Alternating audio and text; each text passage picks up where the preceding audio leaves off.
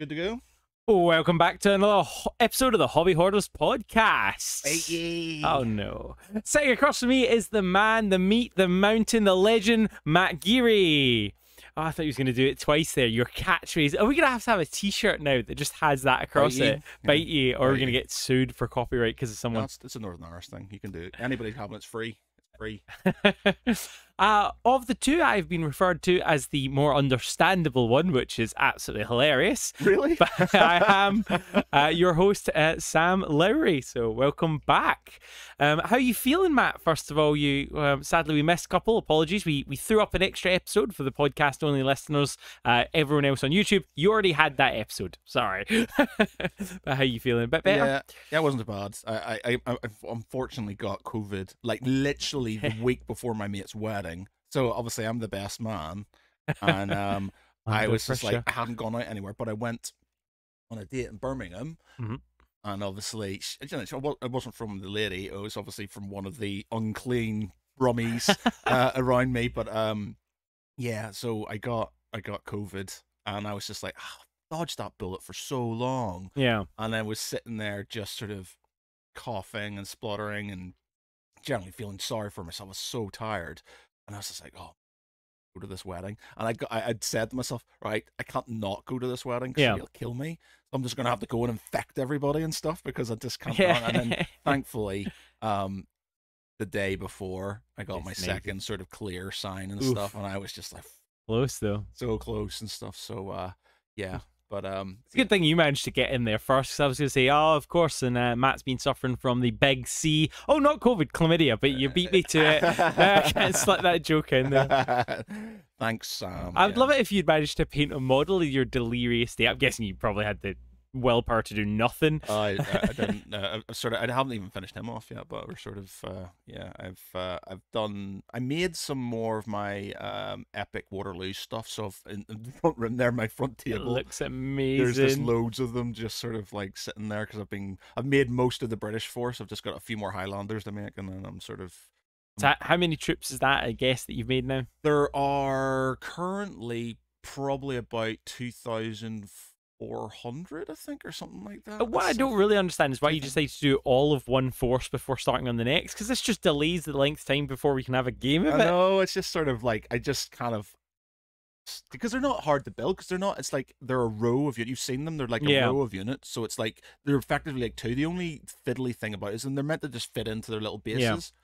Half of them fit into the bases, the others sort of kind of go in and then fall off. So so what I do is I glue those ones. I find the ones that don't stick in properly, glue them as your sort of back row. Yeah, it's the back row, and I really like that idea because they slide in from both ends. No, so they've got little sort of holes. You sort of pop them in. So the ones that fit in, I can take out, and then sort of I can paint both of them and stuff when it comes to it and stuff. So yeah, so I was doing that when I was feeling slightly bummed out. And then when I was hungover after the wedding, I did that as well. I just sort of sat there and things. I got in a lot of trouble at the wedding. Uh-oh, what did you do? The wedding went brilliant. I did my best man duty. I even got to do my speech, which was good. They allowed me to do the speech. I was allowed to do the speech. Heavily centered and redacted. I'm sure. To be honest, it wasn't bad. It was just me, and I cried a couple of times and stuff, and my mate gave me a hug afterwards and things, so it was good. And I was glad I got to say it and stuff because we're a bit emotionally sort of not me as much because I'm quite good at sharing my feelings and stuff, but him especially. It was just good to be able to say to him, how I felt and stuff. So it was nice. There's something so cathartic about as a man, like, and as a woman, sure, and as others, sure, but I don't know, for me, like, it just feels like you bottle it up and then finally something like pokes a hole in it and you go, psh, yeah, exactly. Like, it's good. Oh. I think it's good, just to get it out there and stuff. So that was fine. They're Kid Cassidy and stuff, so I was sitting there running around after him and stuff. There's an amazing picture of me sort of standing on this tractor thing, kind of doing this, and the kid's just looking at me like, what the fuck's this idiot doing? So I did sort of kind of daycare while they sort of did their thing, which I think they were very appreciative of. What they weren't so appreciative of is their 16-year-old, and not that I would encourage this sort of thing, by the way. I'm not incriminating myself. There was food at the time, so he was drinking with his meal. People have been buying him drinks all night and stuff like that. 16. I mean, in Ireland and in Scotland, that's perfectly normal. Yeah, so it's like so I think everybody drinks at 16. I think is you especially at a wedding and stuff. So he like I didn't recognize last time seeing him. He was tiny, but he's quite my height now and stuff. But Whoa. he's sort of he was having drinks and stuff throughout the day, and uh, when he came to me at the end of the night and stuff, me and my mate John, he was sort of like because he's a bit of a Billy Big Balls. Like I love him to bits. He's funny, Yeah. but he's just sort of like he's Billy Big Balls. Drinking. I said, do you want a drink? So he said, yeah, I'll drink. I'll have a pint of this. I'm 16. I know how to drink, sort of thing. So I got him a pint, and and bear in mind, other people have been buying him drinks beforehand. It wasn't just me. I was just the last person. Oh, the straw that broke the camel's back. And so I bought him a drink, and then he was sort of acting the big balls. And my mate thought this was hilarious and stuff, but his wife and not so much did not think this was amazing.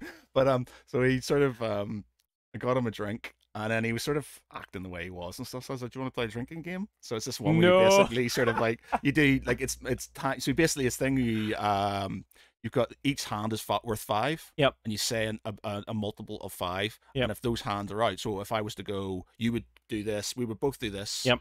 And I would go 5. And because 5's out, I want a point, and I go 10.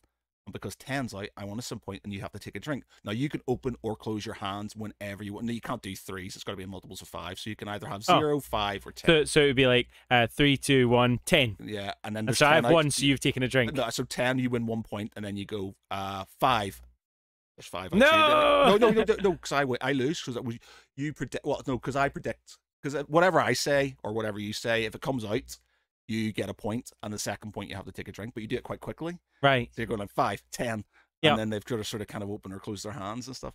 But he was slightly drunk already, so it wasn't doing too well at this. Oh, so I'm trying to match what you said. Sorry, I thought our total combined hands, and I thought I was trying to trip you up. So you're trying to say 5, and I'm trying. Oh, no, right. You basically. So we both put our hands on. This is learning a drinking game. So you put your hands like this, so right. So you can, when I say a number, you can open your hand. Yep.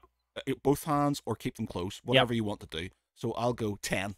So there's 20 out there, so I didn't win. So now you say a number, and you keep your hands like this. So you say a number. 5.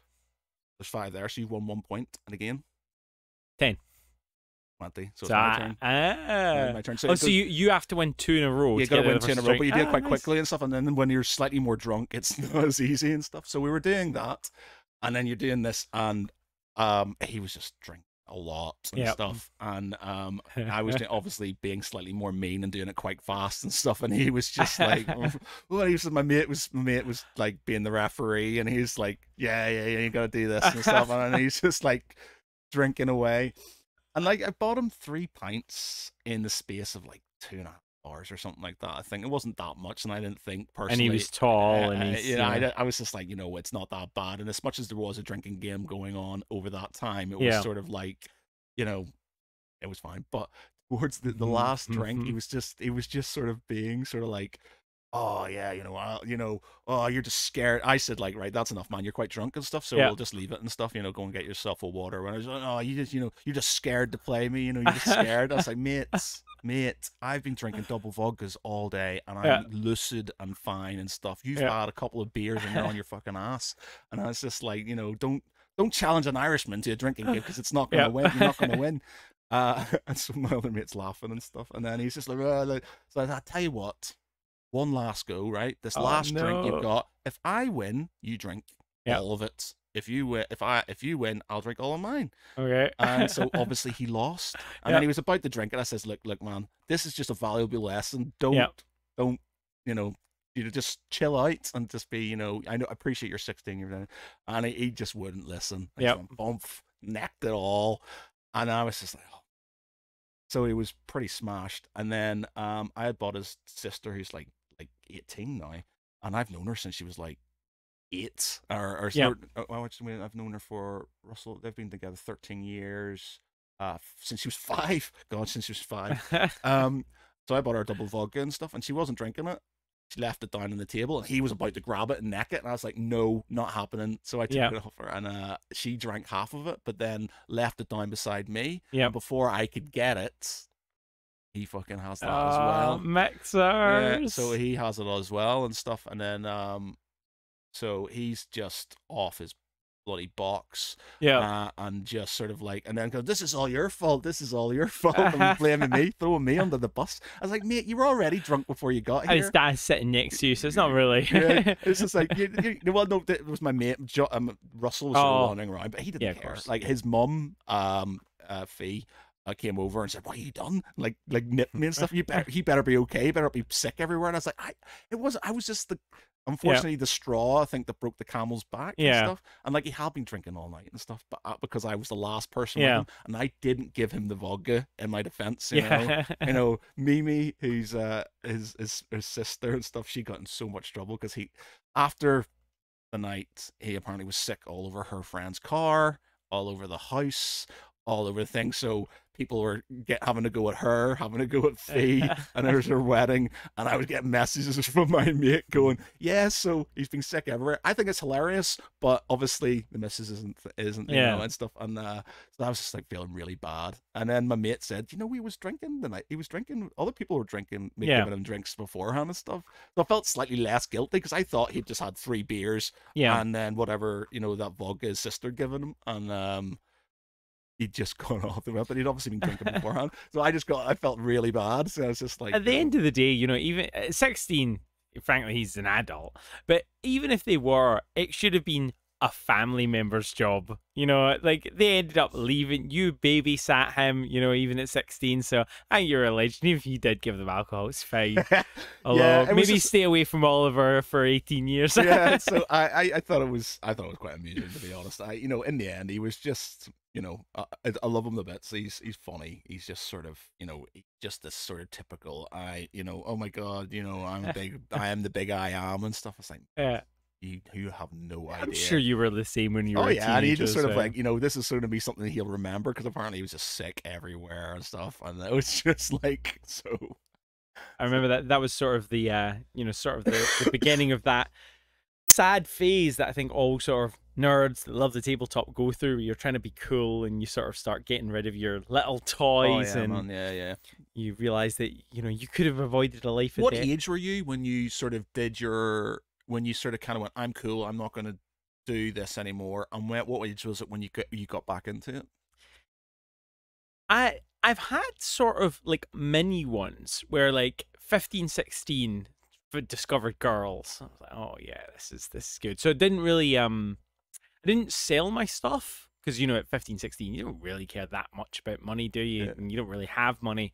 It wasn't until I was dating a particular person at 21, 22, 23, and they hated it. I to this day I'm like, what? Why did we date? But I think it's because we went through uni together, sort of thing. And they hated it. They hated having stuff in the house. They hated when I would spend time doing it. They would hate that I would go out with my friends and want to play it. Like, and I'd be doing it like right down to just once a week. And this is what I was talking about, where I think anyone's partner, if you're really into a hobby and the other person doesn't like or doesn't understand, or more importantly, doesn't have a hobby themselves, because there's so many people, it'd be interesting. Like, obviously, anyone listening to this podcast will have a hobby. There's no way you're listening to this and not have a hobby of some description. But how many people in the real world don't have hobbies? And I think it's so sad. Like, watching football, whoa, it just doesn't count as a hobby because it's not, you do it on their terms, if that makes sense. Whereas our hobby, we do on our terms.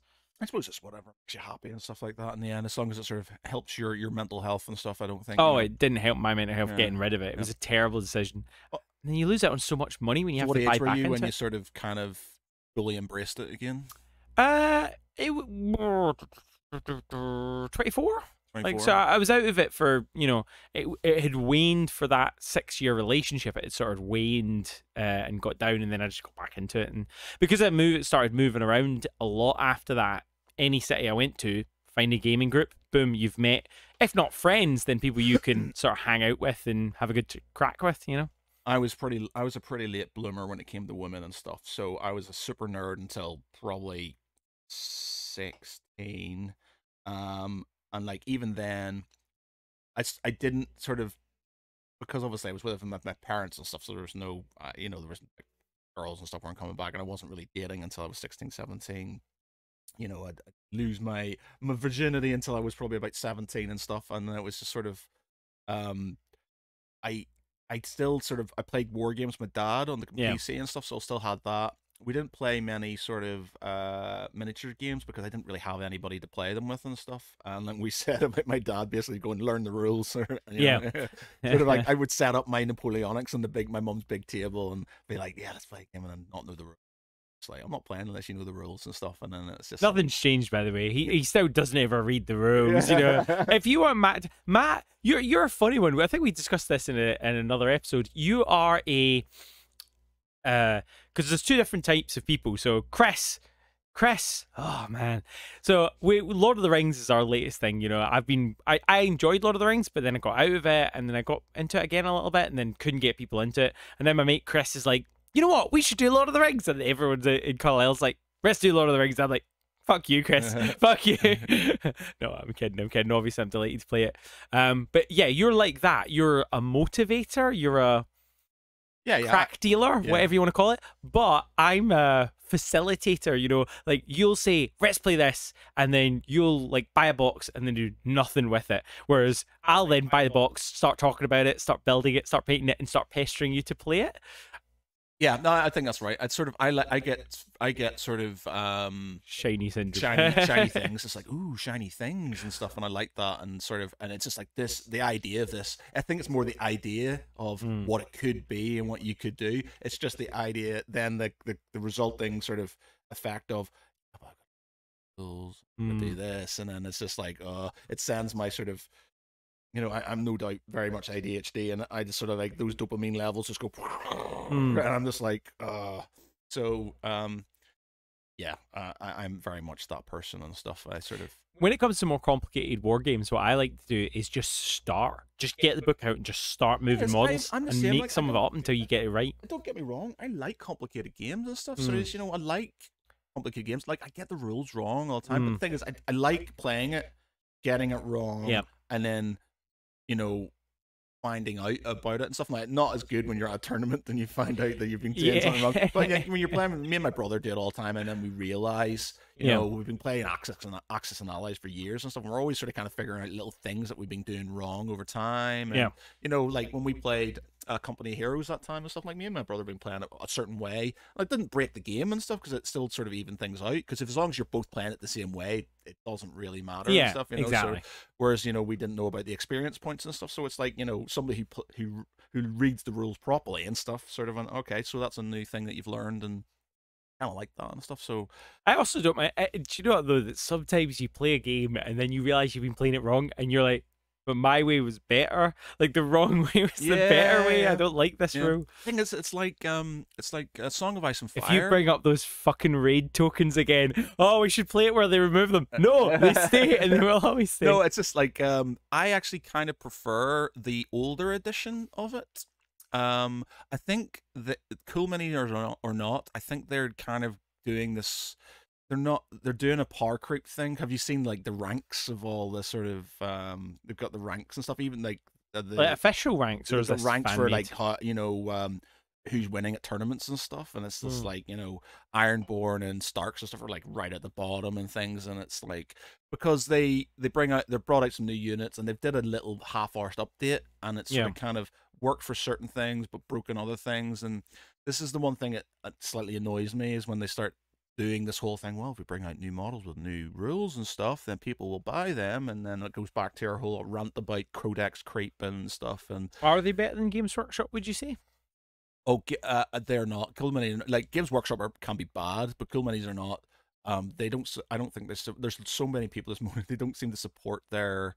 They don't seem to support. That's such an awesome game. Yeah. And they don't support it well enough. They do sort of updates, but obviously they've got other games and things like that. But it's just like they sort of kind of do these sort of half-hour sort of updates and things to do a fact out of date somewhere. Like they had cards which were out of date for ages and stuff, where we still can't get hold of them. Yeah, and it's just sort of, and they've got new boxes coming out with new things and stuff. It's beautiful models. The game, in its purest form, like it might get to the point where you just have to sort of, if you're getting to the point where certain armies were just sort of trashing other ones and stuff. You have to sort of maybe sort of house ruling things because they're not going to do it and stuff. But it's just like, such a beautiful game Mm. that it's a shame that they don't focus on it enough Yeah. and sort of kind of have a more dedicated team. Like, because I'm on their groups and stuff, Yeah. and they just don't seem to. And really... yet, every time new miniatures get leaked, we're sending each other photos going, look at this. But we'll probably get them in 2026 at this point. I still don't have Wave 2. Yeah, that's it. There's loads of, like, obviously there's there's the new Stark Loyalists, Car Stark Loyalists and stuff coming out, and there's the Drowned Men and stuff coming out for the Ironborn, and they're bringing out Martells next and stuff, so they've got Martells and things coming out. This is probably Resist on news. Well, that's it, man. I was sitting there kind of going, oh, Martells and stuff. It's like, I don't use my Baratheons and stuff. I was tempted. There's a war bit coming up in June. Is there? So I've booked a table for me and my mate, which I'm not sure if he's going to fill. But part of me was kind of going, do I get rid of some of my Song of Ice and Fire stuff that I'm not going to use? I'll keep the Lannisters because my brother uses them. I'll keep my Starks because I use them. Yep. And I'll keep the thing is, though, so my mind, I'm going, right, my brother uses Lannisters. So when we play, he uses Lannisters. I use the Starks. We both kind of use the neutrals, now and again when we have bigger battles, because my mum's got this massive table so we can have bigger battles and stuff. But then it's only the Night's Watch. I don't have many. Got only a few bits of Baratheons. I've only got a few bits of them. Do I get rid of them? Do I sort of? I personally would get rid of them. As soon as you've got 2 factions, that's enough, because you can't master them all. Like, it's the problem that you had with 40k.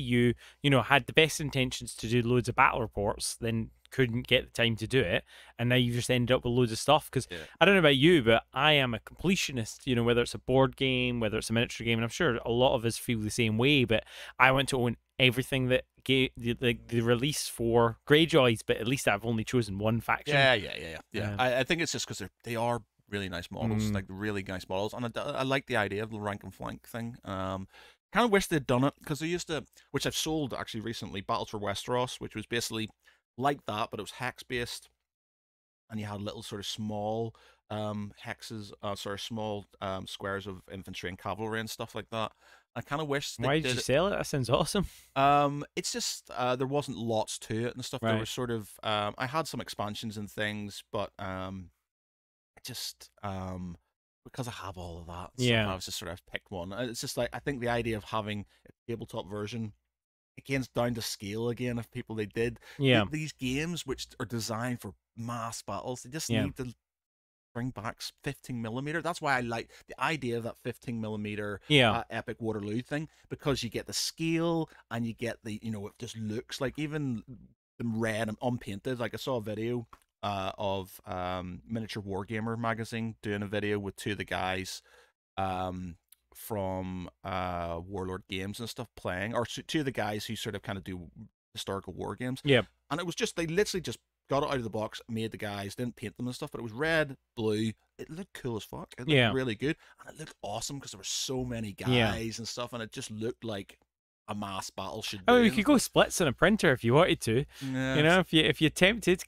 I'm sure I sent you that Instagram profile where he just prints tiny things. Oh yeah, man, I've got some really good paint jobs and stuff. So that's like, again, if they brought back, Epic and things like that, they brought back squats. Now, I think they brought back squats. So funny, because we were on a walk and you were like, nah, they're not going to. And I was like, what would you do? You said they weren't going to bring them back. I said they were, because I said they did the same thing with Plastic Sisters. Yeah, I suppose.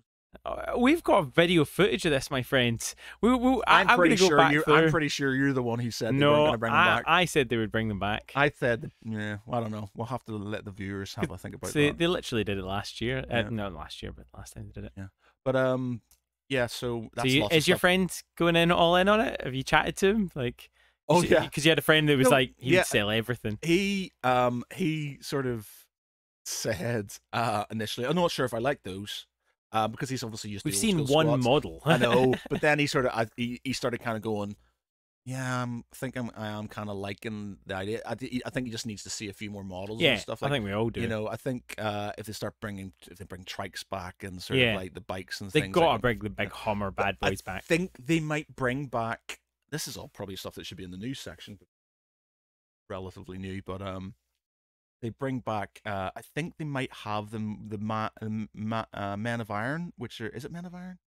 who were the AIs that sort of They're basically bringing the Men of Iron out. so basic. I think it's Men of Iron. Is it Men Yeah, of Iron? Men of Iron, Men of Gold, and Men of Silver are like the precursors that caused the biggest war that the 40k universe has ever heard of. So you know the way It in ended the golden age of humanity. yeah. So you know in Blackstone Fortress. they have one that you can play and like sort of hints at it. It's yeah. like, So whoa. I have a feeling because these guys here it's not Voltron. They're called Bulgar. I can't even remember. Yeah. What the squats are called now. So basically, their whole thing, which is understandable. I understand why they choose to. Yeah. So what their whole thing is that they've got these big computers that apparently have all the knowledge of everything. STL standard template constructs. STCs, yeah. But they've got this sort of things that these each one of these sort of guilds or whatever they're part of. Yeah. I can't remember. There was a bit of fluff on the 40k website recently about them, and it's like. So they, because they're like in fatherhoods or whatever it's called. It's kind of like it's the whole dwarven thing. They've got this, basically. I can't remember exactly what it said. Or again, the name sort of begins with a V. I don't remember sort of, but anyway, they've got these sort of like computers that answer everything for them. But as time's gone over, they're getting slower and slower and slower. But I think the idea is they're going to be leagues of Votan. That's it. Yeah. So they're going to be technologically more advanced, I think. So they're going to have alien technology and technology they probably shouldn't have because heretical technology. And I think the hint is that they may have Men of Iron as well. Yeah. That's interesting because one of the things about Tau and one of the reasons why Tau is sort of despised is because of course they use AI a lot. Mm-hmm. So it'd be pretty scary because I don't know about you, but see when any company like hints at some deeper lore and then doesn't give you any more, I want more. So I've read everything about the Iron Man that you could possibly read on the topic. I was gonna say to you, did you ever read the trying to remember what it was called. It wasn't called Warhammer Monthly, but they had like a cartoon comic. Like it was a comic strip that they did back in the day, and it was all black and white. And they have this screenshot. Have you seen the screenshot? You might have seen it in like when they're talking about the recent news where there's the guy being tortured by the machine. Oh, it gave me nightmares at the time, and every time I think about it, it's like, you will be here with me forever. No. Oh, it's absolute. Men of Iron comic. Let's see, because it's like the Arbites. I just love. I wish they did more of this kind of stuff. Like if Arbites. Yeah, but look at the art style. It's so cool. Oh, I do actually remember this. What are they called? Can't remember what it was called now. I feel like it was Warhammer or something or other. Yeah, I'm not sure. But let's see if I can find the most terrifying picture. And honestly, when you see it, it will haunt your dreams because they break into it and then they encountered all the Men of Iron. And like Space Marines are going, oh shit, what are these things? They won't go down. And at the time, we all probably thought they were Necrons. But then in sort of retrospect, it's come out that they're actually Men of Iron, heretical AIs. Yeah. So I have a feeling they probably bring that back. I'm just glad. I'm glad that they sort of done it because it just made no sense for them not to have them, and I kind of all sort of as much as Games Workshop are sort of on my hit list.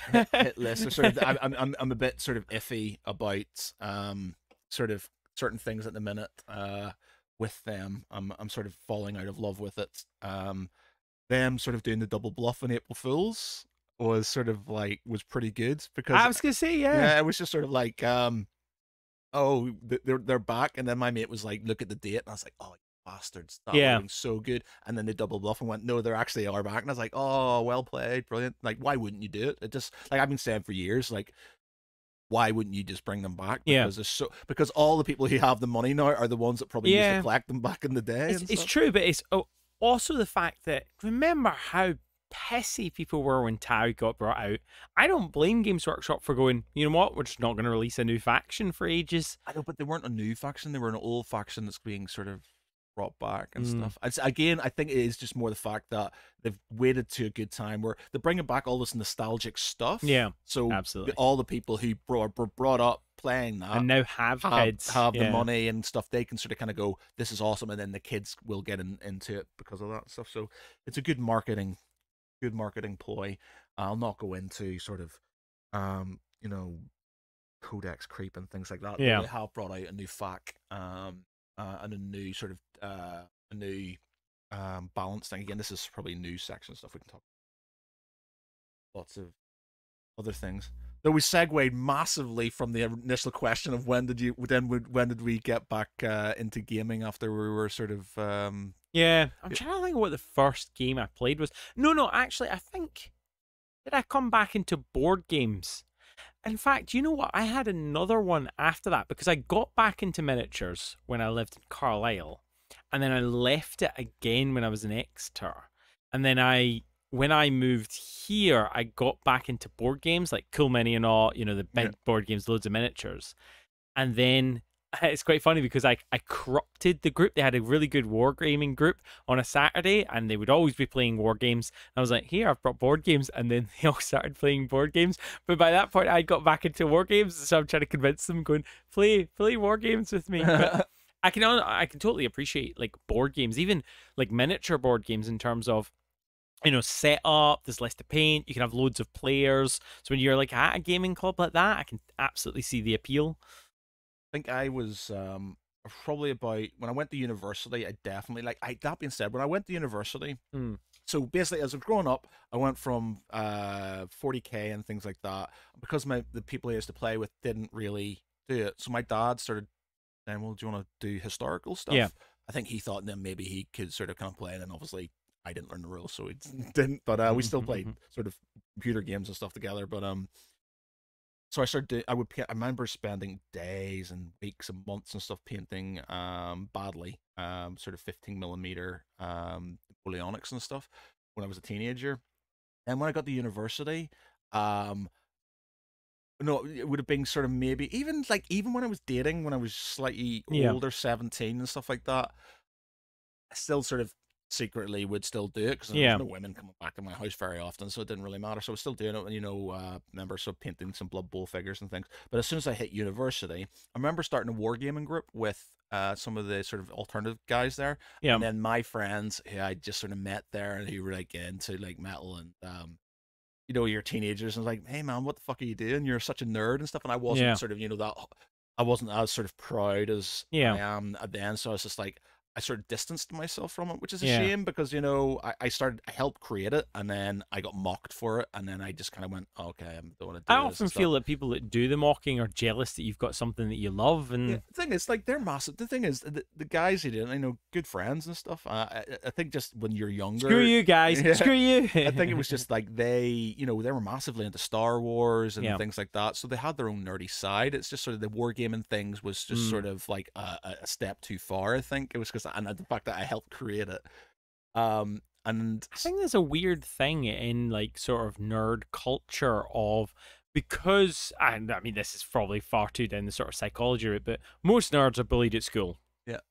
And so what ends up happening is within nerdoms you get bullying. Oh yeah. I mean, often the term is gatekeeping, but you can call it whatever the heck you like. It's bullying. It's bullying people from. Yeah. I agree, and it's just sort of, so I didn't do anything from 18 all the way up to, like, I remember, like, I still had my some of these Lord of the Rings things. So I remember when I got a flat and stuff. Like when I was in university, me and my mate Russell, when we lived together, we played Blood Bowl together. Yeah. Because we know, and we painted figures and stuff on our own time. So we kept on doing it in the sort of kind of in the sort of background, and every now and again we'd have a little sort of quick sort of, like, nobody's looking, jump into Games Workshop. This is when they used to give you non-Games Workshop bags because they knew you were ashamed that you were in there. Hilarious. Like, so you go in and they'd offer you different types of bags and stuff because they were like, do you want that and stuff. Oh my god, I'm sure like that happened, but I don't even remember that. I don't remember, like, what an amazing, like, you had these like red ones and stuff, or like, anything, so they give you one of their bag. But I remember going in, or you would get the bag and you would put it in a Primark bag or something like that afterwards. You put it in like a bag that said like pornography on it. You'd be like, this man, is really beer. And so we still sort of, as much as we didn't sort of play openly, we were still sort of in university. We're still sort of playing, but we didn't do it as much. And then I just love these things. So I got sort of, I think I'm probably about 26, 27 when I fully just kind of embraced it again and stuff. Yeah. When Geek Pride is nearly 10 years old, I think. So that would mean 30. So in and around then, Yeah. I just kind of went off. No, and I've got that story where I went into Games Workshop.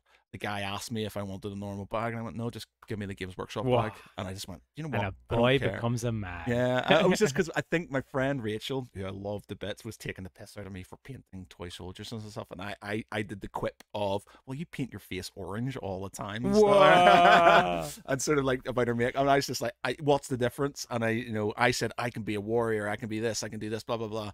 And then I just went, you know what? I can be. And then that's when Geek Pride was born because I was like, you know what, I'm too old for this shit now. I was just before my 30s and stuff, and I was just like, I am hashtag origin story. So I just went, you know what, give me the Games Workshop bag, and from that point on I've just sort of accepted it and stuff. Yeah. And it is, it's like me and my brother would always play at Christmas, so there was always gaming going on in the background. It just wasn't part of your life. It wasn't sort of a thing where I would hide it from I would start hiding it from women and stuff, because not that women can't be nerds and stuff, it's just the women generally that I dated weren't. And so it was just a case I hope the next generation after us will be better than this generation, and eventually that hobby will become split. But I think it's being on dating sites and stuff, there's a lot of sort of women who I would make assumptions that and you shouldn't make an assumption because it makes an ass out of you and me, etc. But that they would generally not be in, but they're like, you're all into Marvel, they're into Star Wars, they're into things like that. So it's just like, but that's because that's what's acceptably nerdy at the moment. Miniatures still aren't. And I've always wondered, like what is the difference? Is it nature versus nurture? Are other people just genuinely not interested in it? And I feel like it is mostly that, because sometimes you chat to guys that are like, I don't know, the typical cool dads, into football and all that jazz. And you chat to them like, oh yeah, I used to play that as a kid. And you start asking them why. And it's that barrier where we all hit it, we all get out of it. And the difference is some of us come back to it. Yeah. There's loads of people I work with, like, because I'm obviously on the webcam and stuff, and you see people like, there's loads, especially the IT guys and stuff like that. And there was this one guy, and he had a pristine house, like really sort of nice. Obviously his wife had sort of made it the way he wanted, but he had his one little sort of kind of Lego he had his one little sort of Lego Apollo Saturn rocket at the top, which he had made, and he was proud to place. And he was just sitting there looking around my room and on the webcam and going, oh, I used to play Space Crusade, I used to do this, I used to have a 40k army and stuff. I said, so why do you do it? And it's like, my missus and stuff. Oh, I hate like that. And I was just like, and it's just like, oh, I used to do this, and he was sitting there massively geeking out about it and stuff. And I said, man, you should get back into it. And he's just like, I can't. I don't know if I have thing. And I think there is that restriction, especially if you're with somebody who's not really into it. I think a lot of the time it's not time or money, because what do you end up doing? You sit on the sofa and you watch TV. That used to wind me up and stuff. I just sort of like, sad. I've been with, most of the girls I've been with have been sort of relatively accepting of it in certain ways and stuff. Some more so than others, but I used to have a regular gaming day where I just sort of get my mates round and we'd just sort of play, and my missus at the time would sort of be like, she'd go off and do she didn't have a lot of hobbies, which was a shame. I think that one was back because she didn't have a lot of hobbies and stuff, so she'd just go off and she'd sit in the room, or she'd sort of do some laundry or do something else, and she and I'd, do you want to play? And like, she was quite a competitive person, so I remember playing Talisman with her, and they're getting really overly competitive about it and stuff, but she wasn't really into it. I think that is on us a little bit, to just keep trying to get people into it, because I think it is a sort of I think there's still something in society that says that women aren't allowed hobbies unless they're feminine. I think there's still this horrible illusion. Makeup's a hobby. You can call it whatever you like, but makeup, the amount of money people spend on it and researching it, it's a hobby, but it's an accepted one. Horse riding, that tends to be an accepted one. Gymnastics tends to be an accepted one. But all of those seem to fade away, and it's just sad, like. That being said, now with the advent of sort of Twitch and me fans and and things like that, where women are using their sort of kind of sexual prowess to sort of kind of basically take advantage of men's wallets and stuff, because men are men and that's just the way it is. But there's a lot of them who have sort of started embracing social media to sort of get sort of followings with nerds through their thing. So there's a lot of I've seen a lot more girl painters and stuff now and stuff, Yeah. and I'm seeing a lot more of that, and I'm seeing ones who sort of seem to be playing games. Dungeons and Dragons never seems to be. I've seen so many women who play Dungeons and Yeah. Dragons. Like there's loads of channels and stuff where, you know, female centric Dungeons and Dragons and stuff, which doesn't seem to be an issue for some reason for them. I Yeah. think miniatures seems to be sort of kind of more of a thing, but there's a lot of female painters. They're so good, and they're starting to use that whole thing. And I think that's the wonderful thing is exposure. You know, by having role models, Yeah, exactly. That's it will hopefully get the next generation into it. Because I think it's so sad. Whenever you think of anything, like absolutely anything, and you think that you're cutting workforce is the wrong word, population in half, and you're saying, well, only this side of the population can do it. It's such a loss. Yeah, well, like they have like Games Workshop especially and stuff. They're starting to get more female people in sort of to sort of females into sort of female people. The females into doing sort of like painting tutorials and being a part of the team and stuff. Yeah. And I think to normalize the fact that women can be into these sort of things as well Yeah. and stuff. And I think once that's normalized, then you will have more. So I think that my sister used to paint minis because she's artistic and stuff, so she doesn't play games like board games and stuff other than like the family ones we play. She's not really into that and stuff. I think we sort of discussed this when we were out in the walk. I don't think it was on the podcast, but it was because a lot of the time you'd go off with your dad and she'd go off with your mum.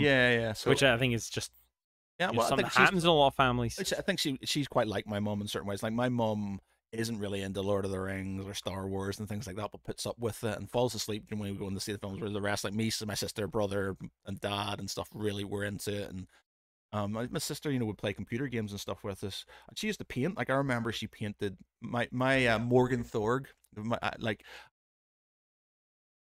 Morgan Thorg, that one there, which is like not an original, but like a second edition, sort of Morgan Thorg. She painted him first.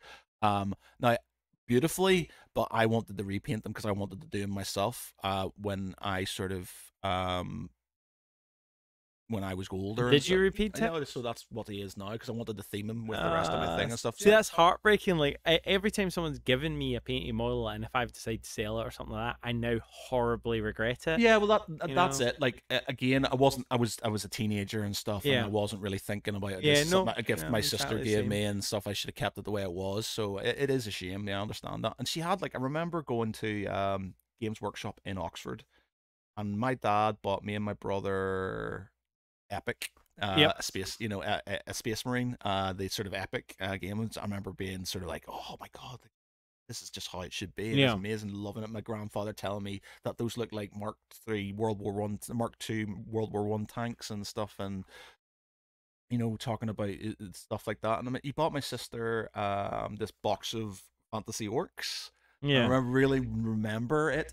And one of my first ever painting sort of bits of knowledge was from my sister, and when she started using yellows in her greens and stuff like that. So she was using these green, and then because she's an artist and she's very good, she was just sort of like painting them, but then she started using the yellow to sort of kind of bring out the green more. And I just sort of kind of remember, and I don't think we've got them anymore, but like, you know, one of her orcs and stuff, and just being so impressed with it. Just like, you know, and just the fact that the yellow worked, and that's always stuck in my head, you know, that yellows worked with the greens and stuff. So yeah, that was my first sort of kind of paint. That was before I knew how to water down paints and things like that. I was out of the pot. But at the same time, like, what caused you to flip into the, for want of a better term, perfectionist self-criticism that you are now? Always talked about this. I think it's. We didn't talk about why you changed, like at what point you changed, because you've just talked about painting your Napoleonics, and you sounded really freaking happy with them. And just there, I think anyone listening can, or looking at your face, could see how happy and good memories and how feel good that was. And now when you talk about painting your models, you're always slightly sad about them. Like, what changed? Like, what caused you to do that? It's just sort of. Is it because you started painting models for other people? No, I've never painted for other people. I couldn't give away. I have painted stuff and given it away. I don't mean you're painting it for other people in the same way that I don't mean that you work out or get tattoos for other people, but you sort of kind of do. Oh yeah, Like, yeah, yeah. you know what I mean? Like you're what, there must be a little part of you that feels judged, and that's why you start Yeah, it is. feeling it. It is a judgment thing, and it's not like I shouldn't care, but it's just like I. It's like everything I do, I'm as much as I have this sort of outward, this outward sort of kind of confidence, I do have an inward sort of, what's the word, self doubt on Mm. most things, and it's not just painting; it's pretty much most things. So it's just sort of, it's just hard to get rid of, and I just don't sort of, But you didn't have it. Like, Once you're a kid, you're not really sort of. how old were those examples? Sort of. When I was a teen, the thing is, even when I was a teenager, you know, I don't know what it was and stuff. I just think it's because I had sort of quite imposing male sort of figures in my life, I think, and I think it's Yeah. just like my grandfather, um, they all had these sort of big, sort of kind of thing. My grandfather was a war hero, and he sort of, and then my uncle was, fought in the Falklands War. Was a major in the Royal Artillery. Had all these stories. Was doing, had legacy and stuff. My father was a really well-known architect. Designed millions of buildings, not millions, essentially, but lots of buildings around the world, in Belfast especially, and has this sort of thing. And they were all very good at certain things, and my dad was a good artist as well, as obviously being an Yeah. architect, and they were both good painters. And my dad always had this sort of diorama of this sort of Panzer that he had done and stuff. And in my mind, it was like, oh, kind of Do you want still to. have that? Yeah, my dad's still got it. I remember doing one for him, and it just not being as good, and then just being very. And I don't think he cared, but it was just sort of like. I was gonna say, I bet you he would have been touched by it. Yeah, I know. Bet I'm would sure he have. was, but it was just sort of in my mind. It's sort of like I kind of remember how I painted, and now I know I'm better. And it's just like it's just a case of I know I can be better at things and stuff. So It that just takes me a lot stops you longer. from. Yeah, and it's just like it's the same with my guitar and stuff. I'm not a bad guitarist. I'm quite good at I writing mean, you songs. were in a band, for crying out loud. Yeah, I'm in a band. You So, must be pretty good. and I write a lot of the songs and stuff. I'm not a great lead guitarist, but I'm I'm good. I'm not bad. And I know how to sort of write a tune and stuff, and I'm not a bad guitarist, Mm. but I always know I can be better, Mm. and I listen to other bands and stuff, and I'm just like stuff, and I could eventually do it. It just takes me longer. Yeah. It's like anything takes me longer and stuff. So there's a lot of things I could probably do eventually. So maybe when I'm 60 or 70, Yeah. and I've learned all I need to learn, I'll be eventually happy. But because I'm not at that point where I think I've hit my sort of like that is Yeah. stuff. Like certain things I might sort of like, oh, yeah, you know what, I'm happy with that. There's certain things I'll just go, yeah, you know what, I am happy with that. But there's always little things of self doubt that always go in, and I don't want to sort of because there's so many amazing people out there. Like I go on dates and stuff. They go, oh, you play guitar, and I'm like, yeah. Just so you know, I'm not an amazing guitar. I'm okay at guitar and stuff because I think they're thinking about this. Are you gonna write as a theme tune? Yeah. No. What do you mean? Why not? Hobbyist podcast. Get that backlog done. There you go, done. There you go. There you go. Just snip that in. There you go. There was a guy from the Geek Pridecast, and he hasn't done it for ages, which is a shame. But he's a musician, very good musician, drummer called Mike Orvis, and he did some theme tunes and jingles and stuff for us, like so good. And like we used to have them at the start of the podcast and things like that because he just went out and did it. Whereas I've got see the really good DM. No, I'm thinking of Ben Fee. Not Ben Fee, yeah. He hasn't done anything. I need to sort of have like a bit of a read. He is such a good dungeon master, like so good. He puts a lot of thought into it and stuff. It's just really. Is good. He part of your group at all anymore, or just? I haven't spoken to him in ages, which is a shame. Like he's still in the groups really nice and stuff. But guy. he doesn't really do, but he's amazing. But he's got kids and stuff, and he just sort of. There's loads of like Becca, who was in Geek Pride for years and years and years. She's had a stroke recently, which is really bad. But it's like, I just haven't have been in talk. It's all when the troubles kicked off. It's totally understandable. There's loads of I stuff. mean, this is why I'm always saying, whether you want to sort of revamp it and like go a different route, because you've got such a passion for the miniature hobby. I just feel like you could write articles about it, you could write blogs about it, you could do videos about it. I've still not finished that Games Workshop one, because the thing is, I get in moods where I need to sort of like, I need to say stuff. So when I'm in that place, I can write loads about stuff. Where I'm in this sort of like, I want to write about this, but so that article's sort of kind of being back and forth, and I don't want to. You got all your vitriol out on the podcast, yeah, so you feel like you don't really need to. I just know to sort of. But your articles are always really good. I remember that one about the different types of gamers, and it was such a good read. It was so insightful. Yeah, I'm not sort of like my blog posts. Like there's a guy called Pete. He works for the BBC. Freelance. He does freelance stuff. And he works for the BBC now and again doing freelance stuff. And he does loads of he gets lots of RPGs and stuff, and he does loads of reviews. He's so prolific because obviously he does for a job. So he's like loads of you go on our website, most of Peter Allison, because he's just so prolific and stuff. Whereas I tend in my defense, I think my articles generally get a lot more traction because I just go like the you got the emotion side of it. I'm just going like, yeah, this is something that's really important, and then I put out, and there's a lot of people going, I disagree or I agree and stuff, and they get a lot more. So I do a big blog post and stuff like that, and then every now and again I do sort of reviews and things like that. But yeah, so it's just perfectionism. It's just an issue of mine, and it's not something I can unfortunately I can get rid of. It's just something that's currently just resides within me, and that's. I had the same thing where sort of that you can paint better and you can do better and you do better, but I was looking at other people's work and looking and going, the ship's sailed. Like I don't have that. I think you can learn to paint by rote pretty well, but you'll never have that joie de vivre, that little something extra.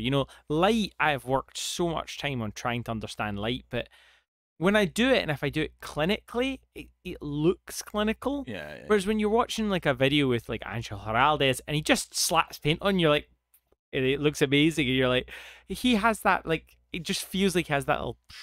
And so because of that, because I sort of accepted that I'm never going to be winning painting competitions. Although I have won one or two, but I'm never going to be winning. Like I'm not going down that route. And as soon as I did that, I went, well, I'd rather just get all my stuff painted.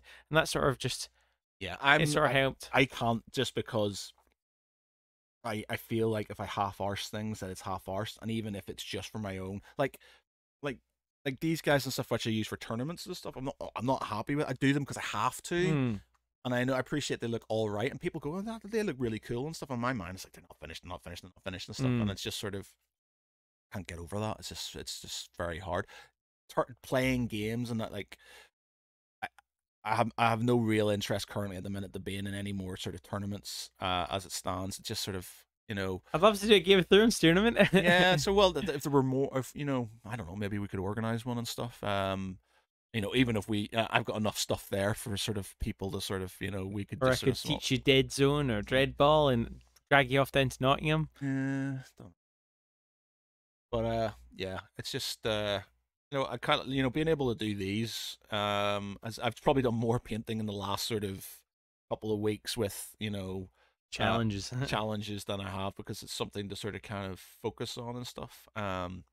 And as much as they're never finished, they're the more than I've probably done in a while, and they're looking all right, to be fair. So they're more happier with them than I've been with most things I've done and stuff. Well, I think again, we mentioned this before, where the people that the people are most into dancing are the ones that are dancing right at this moment.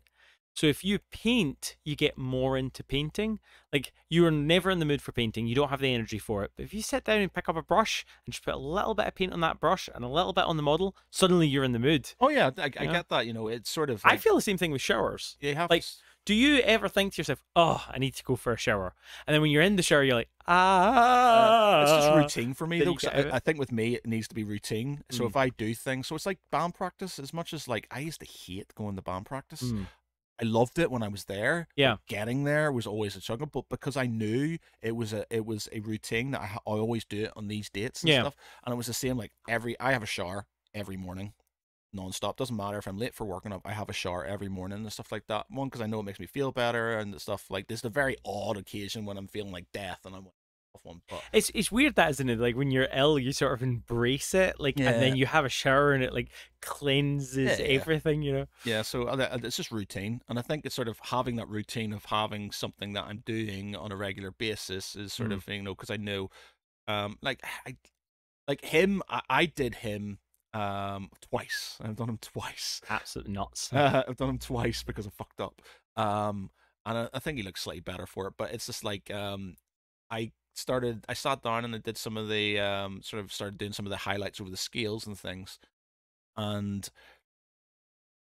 I stopped, and then I didn't do anything for ages, and he just sat there. I was like, I'll do this, and then one day I just sat there and I said, like, the bass hasn't been done, so I just sat there and did a bit of the bass. So I just sort of like, you know, just sort of to make him finish it off, and then I realized, like, before I got COVID, that's when I did that, because I was like, well, shit, Sam's going to be here, I need to make it on, and then got fucking COVID and stuff, and I was just like, I can't do it. So, but you know, it forced me to do something and stuff. But at this point, I also feel like that's it. We shouldn't dwell anymore on this. We should just move on to the next one, because I think otherwise you'll just get stressed about that and you won't want to do it.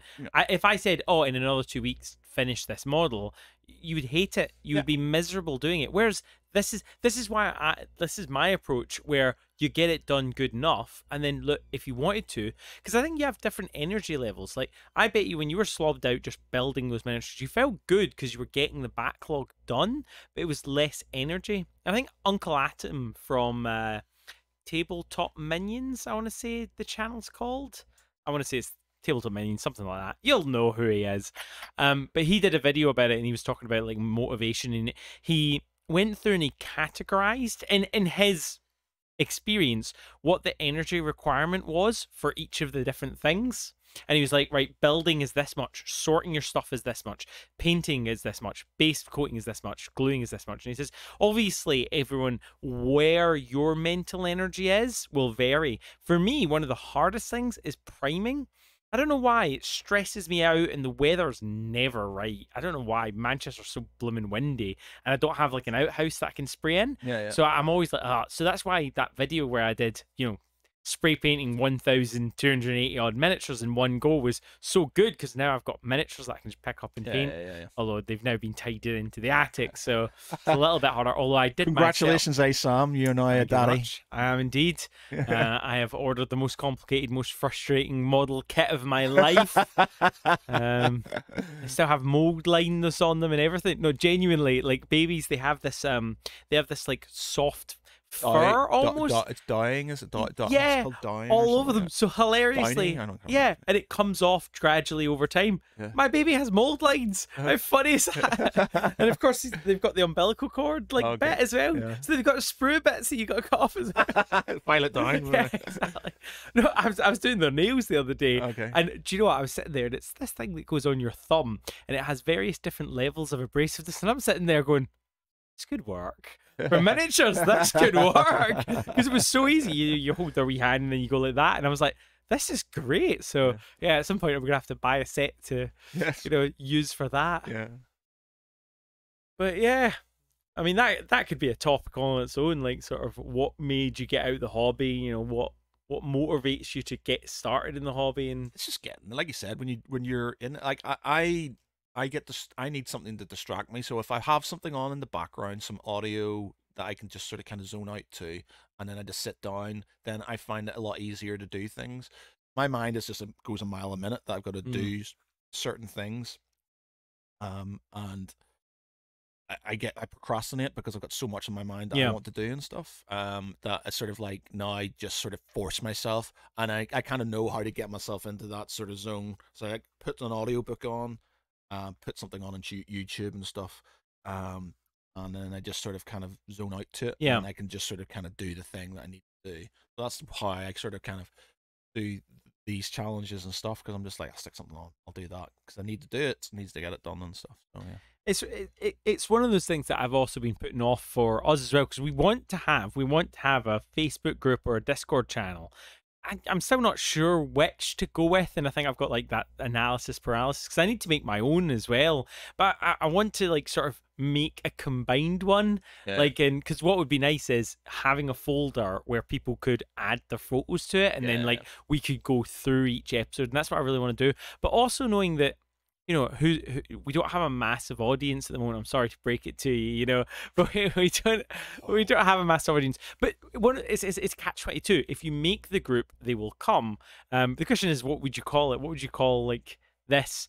I had a previous one, a private one that was just called Partially Painted, and I really like that name, and I'm tempted to, instead of using that as a private group, just literally keep all the folders that are already on there, because I was doing it weekly, so just to try and convince my friends to sort of paint more. I think actually you're in it. You actually did a couple of stuff.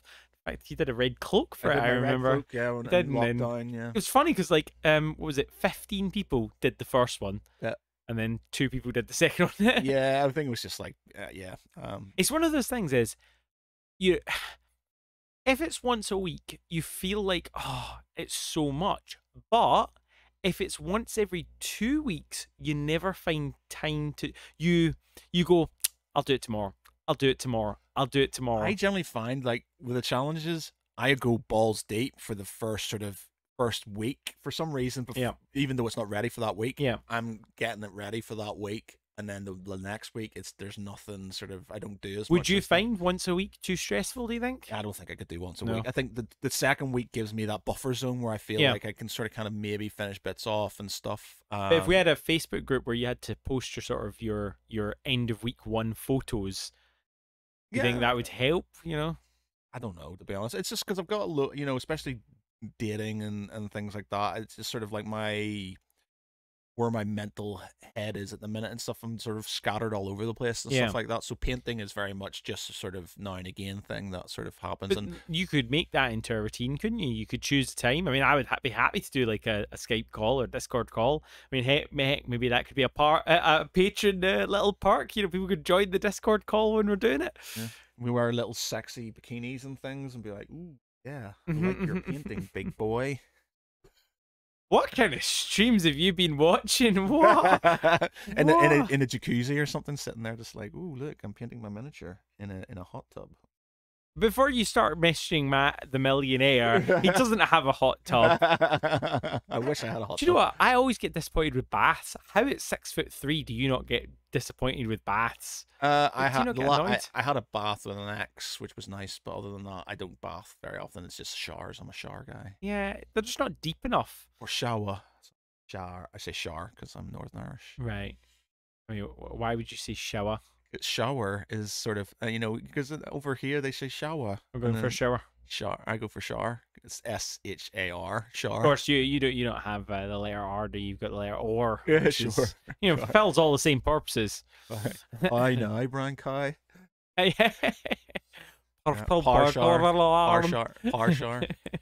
It's par. It's in power. Par. I mean, that's going to be just as a quick segue with it. This just seems to be a segue of episode. Because we've had like quite a break, you know, it's sort of, we're using this just a catch up and like no structure just to make it easy to get back into the rhythm of it, I think, at this point. Yeah. I've forgotten where I was going to go with that. You said the word shower and it just broke my brain. I was like, shower?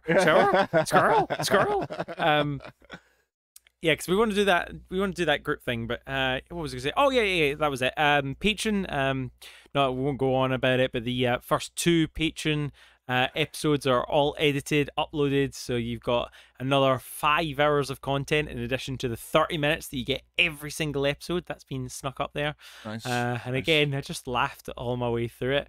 But the next one that we're going to be doing is we are going to be doing the one that we were meant to be doing that week, where unfortunately everything got derailed, where you are going to find 10 things from like Warhammer, and you're going to badly describe them to me, and I'm going to badly describe them 10 to you. The patron ones we tend to do a little bit sillier. Yeah, you know, we'd love to do silly ones on this as well.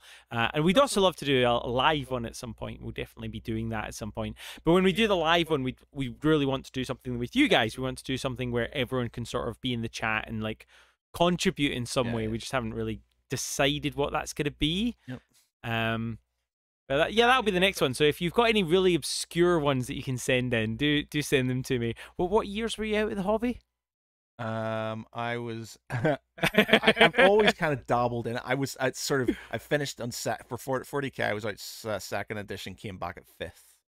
Should we limit like how many you can sort of do from like if you probably would be tempted to just do 10 from 40k, but should we do it like, oh, you've got to have like 3 from 40k, 3 from Age of Sigmar, 3 from I don't know, Blood Bowl, or are you just going to choose 10 that you like the look of and just do that? Do they have to be in production or not? I think they've. I don't know actually. And are we just doing all 40k, or are we doing it spread across? You know, as long as I think the person's got a good chance. You know, Yeah. there's a really good video on there's a bunch of guys on TikTok now. I haven't been into wrestling since I was sort of a teen, you know, not a teenager, as a kid and stuff. I used to love it and stuff. I used to love it, but I've not watched loads. But there's these guys.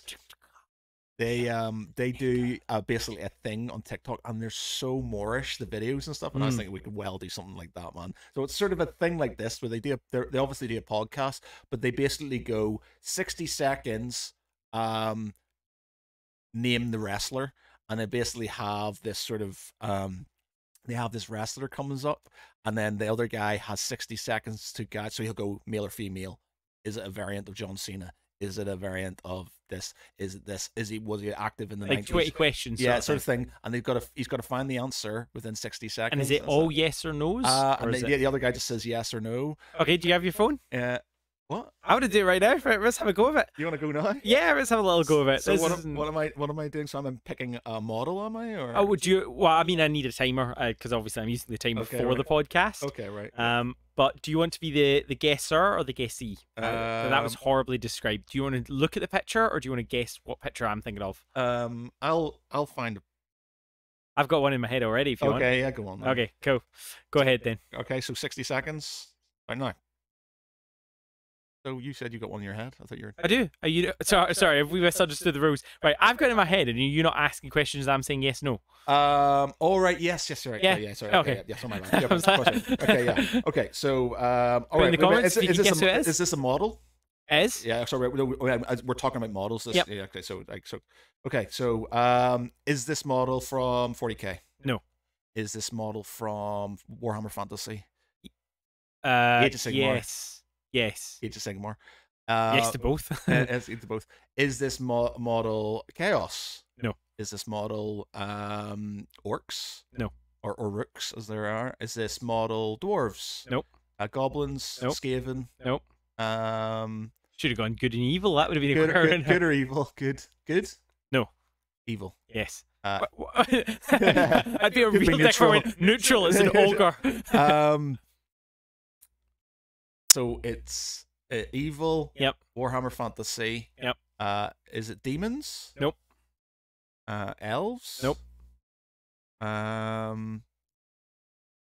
Goblins? Nope. What the fuck? We've gone through all the things. Skaven. Oh God. Okay, final guess, so if you reset that, go ahead. So are you going to choose a model? Just guess. Because I don't know. I think I've been through them all, so I can't even guess. I don't think. Okay, so if you refresh it and start it, and I'm going to try and get you to guess who it is as quick as possible. What? I'm gonna do description clues, and we'll see how fast you can get it. Okay, right. Go on. The God of Death. Corn. No, the God of Death. Oh, Nurgle. No, the God of Death, the biggest model, huge model, undead, the original necromancer. Oh, I didn't go. Oh, Nagash. That's it. Oh, right. Okay. You said loads of factions, but you never hit undead. Ah, yeah, shit. Fucking hell, yeah, Nagash. Maybe I should have gone for 40k. Yeah. No. I should have known. Not to be honest. Right. Okay. All right. Do you want it to do it to me then? See, it's quite a good thing. I think it is. The thing is, one more. We won't make the whole episode. We won't make a whole episode of this later. The thing is, I think it's quite a good thing for like TikTok and stuff. Like, yeah. I'll send you one of the videos and stuff. They show a picture of it when they go front, and then they have a timer at the bottom, and then they do the sort of kind of back and forth, and it's really Moorish because I'm not super into wrestling, but I love the sort of guesses, and they do really random ones. So it's this wrestler, his character in a film and stuff like that. So it's like, you know, variations of it and stuff. Okay, so let me sort of think of one. Okay, so it is. Okay, so go. Is it 40k? Yes. Is it good? Say it again. Is it good? Yes. Is it a leader? Yes. Is it humanoid? Yes. Is it an enhanced super warrior? Yes. Do they like blue? No. Do they like black? No. Do they like gold? No. Do they like red? No. Do they like green? No. Are they alive? Technically. Do they like light bluey white? No. Do they have two big dogs? Yes. It's a Lehman Russ. Yes. I mean, there was. You know what? You can do that with Amazon, not Amazon, with Echo and stuff. You can do a thing called what the fuck's it called? Where it's got a question, a guessing thing. Yeah. And it asks you a load of questions. And I've done Lehman Russ on it twice, and it can never find Lehman. It goes Rupert Gilliman. It goes really? it goes all the other parameters. For some reason, Wow. it can't figure out Lehman Russ. It's really weird. Is that because he's not a Forge World model? I don't know what it is, No, but it's because like, he has a Forge it World goes model. even like in my sort of Echo sort of one upstairs. It even shows you photographs. Mm. Is it Bjorn the Fell-Handed? And it sort of kind of knows it's sort of in the thing. So it's the same. I think sort it's of because thing. Forge World isn't sold on Amazon.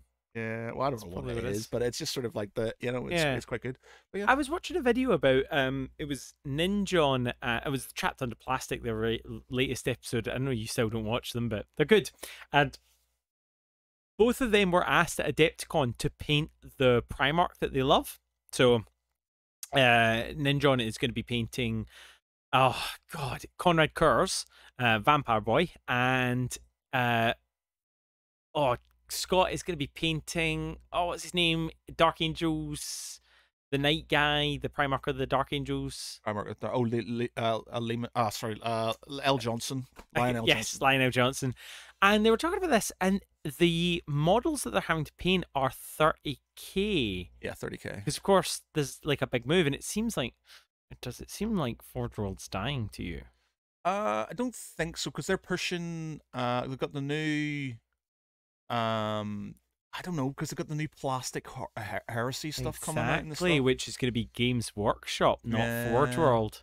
So maybe they'll make. So when they were talking about it, I'm going, "You boys, are you talking about the 30k Primarchs, or are you talking about some plastic kit?" Yeah. So they're so slow to release. I was collecting them, but I realized that it would take me 20 years to get them all by the time they finally release Horus and the Emperor. Sorry, I cannot wait for the Emperor. I just want I've always wanted that sort of diorama of the Emperor and Horus from like the old. People have done really good ones with Rebuti get eliminated as the Emperor. I just want to have an Emperor. Like I've not bought any of the sort of I've got a Lehman Russ actually, which I was given, but I've not bought any of the Forge World stuff. I would buy.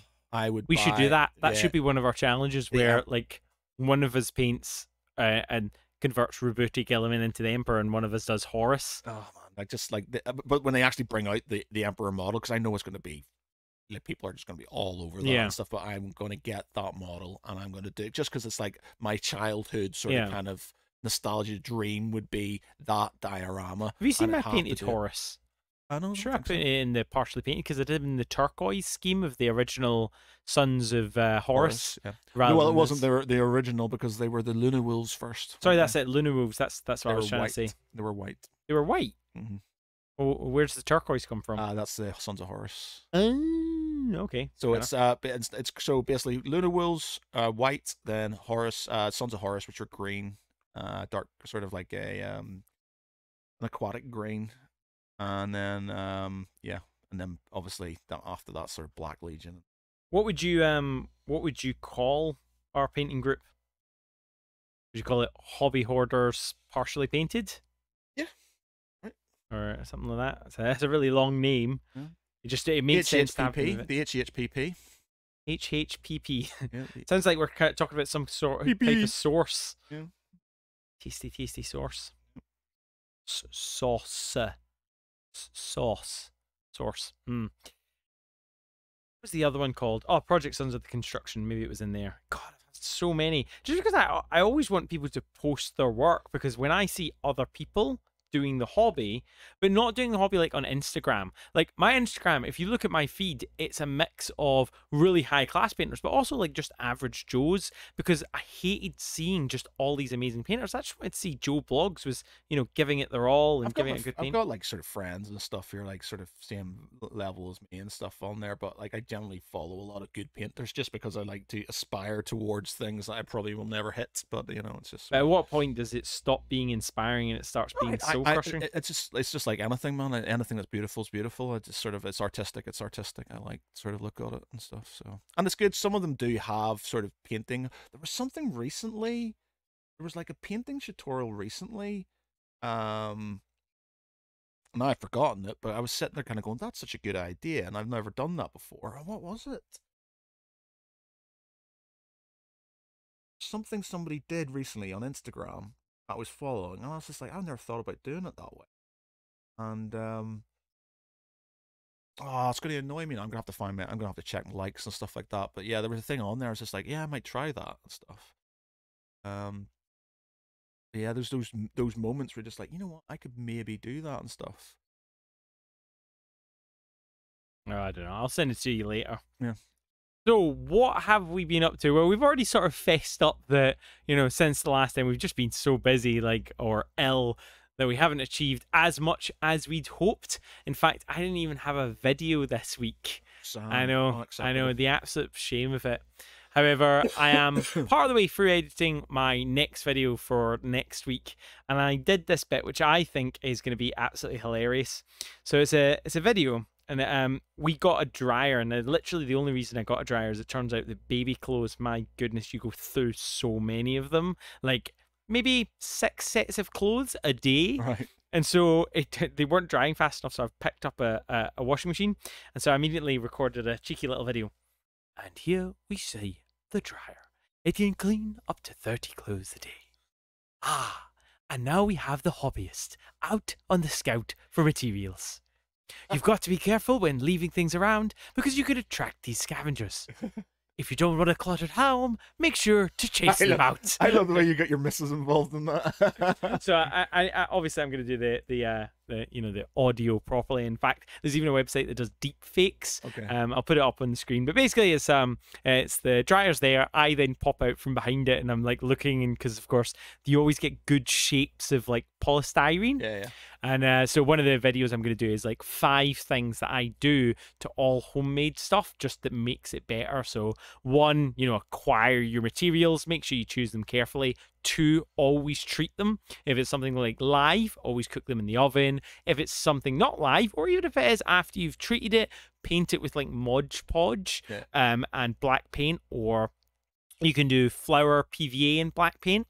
And what that does is it gives it a nice crusty exterior, which makes it easier to cut. Because I don't know about you, have you ever tried to cut expanded polystyrene, the ones with the little balls? Yeah. Which goes everywhere, and I don't want balls everywhere. You get one of those like heat cutters, which I have somewhere. Exactly, yeah.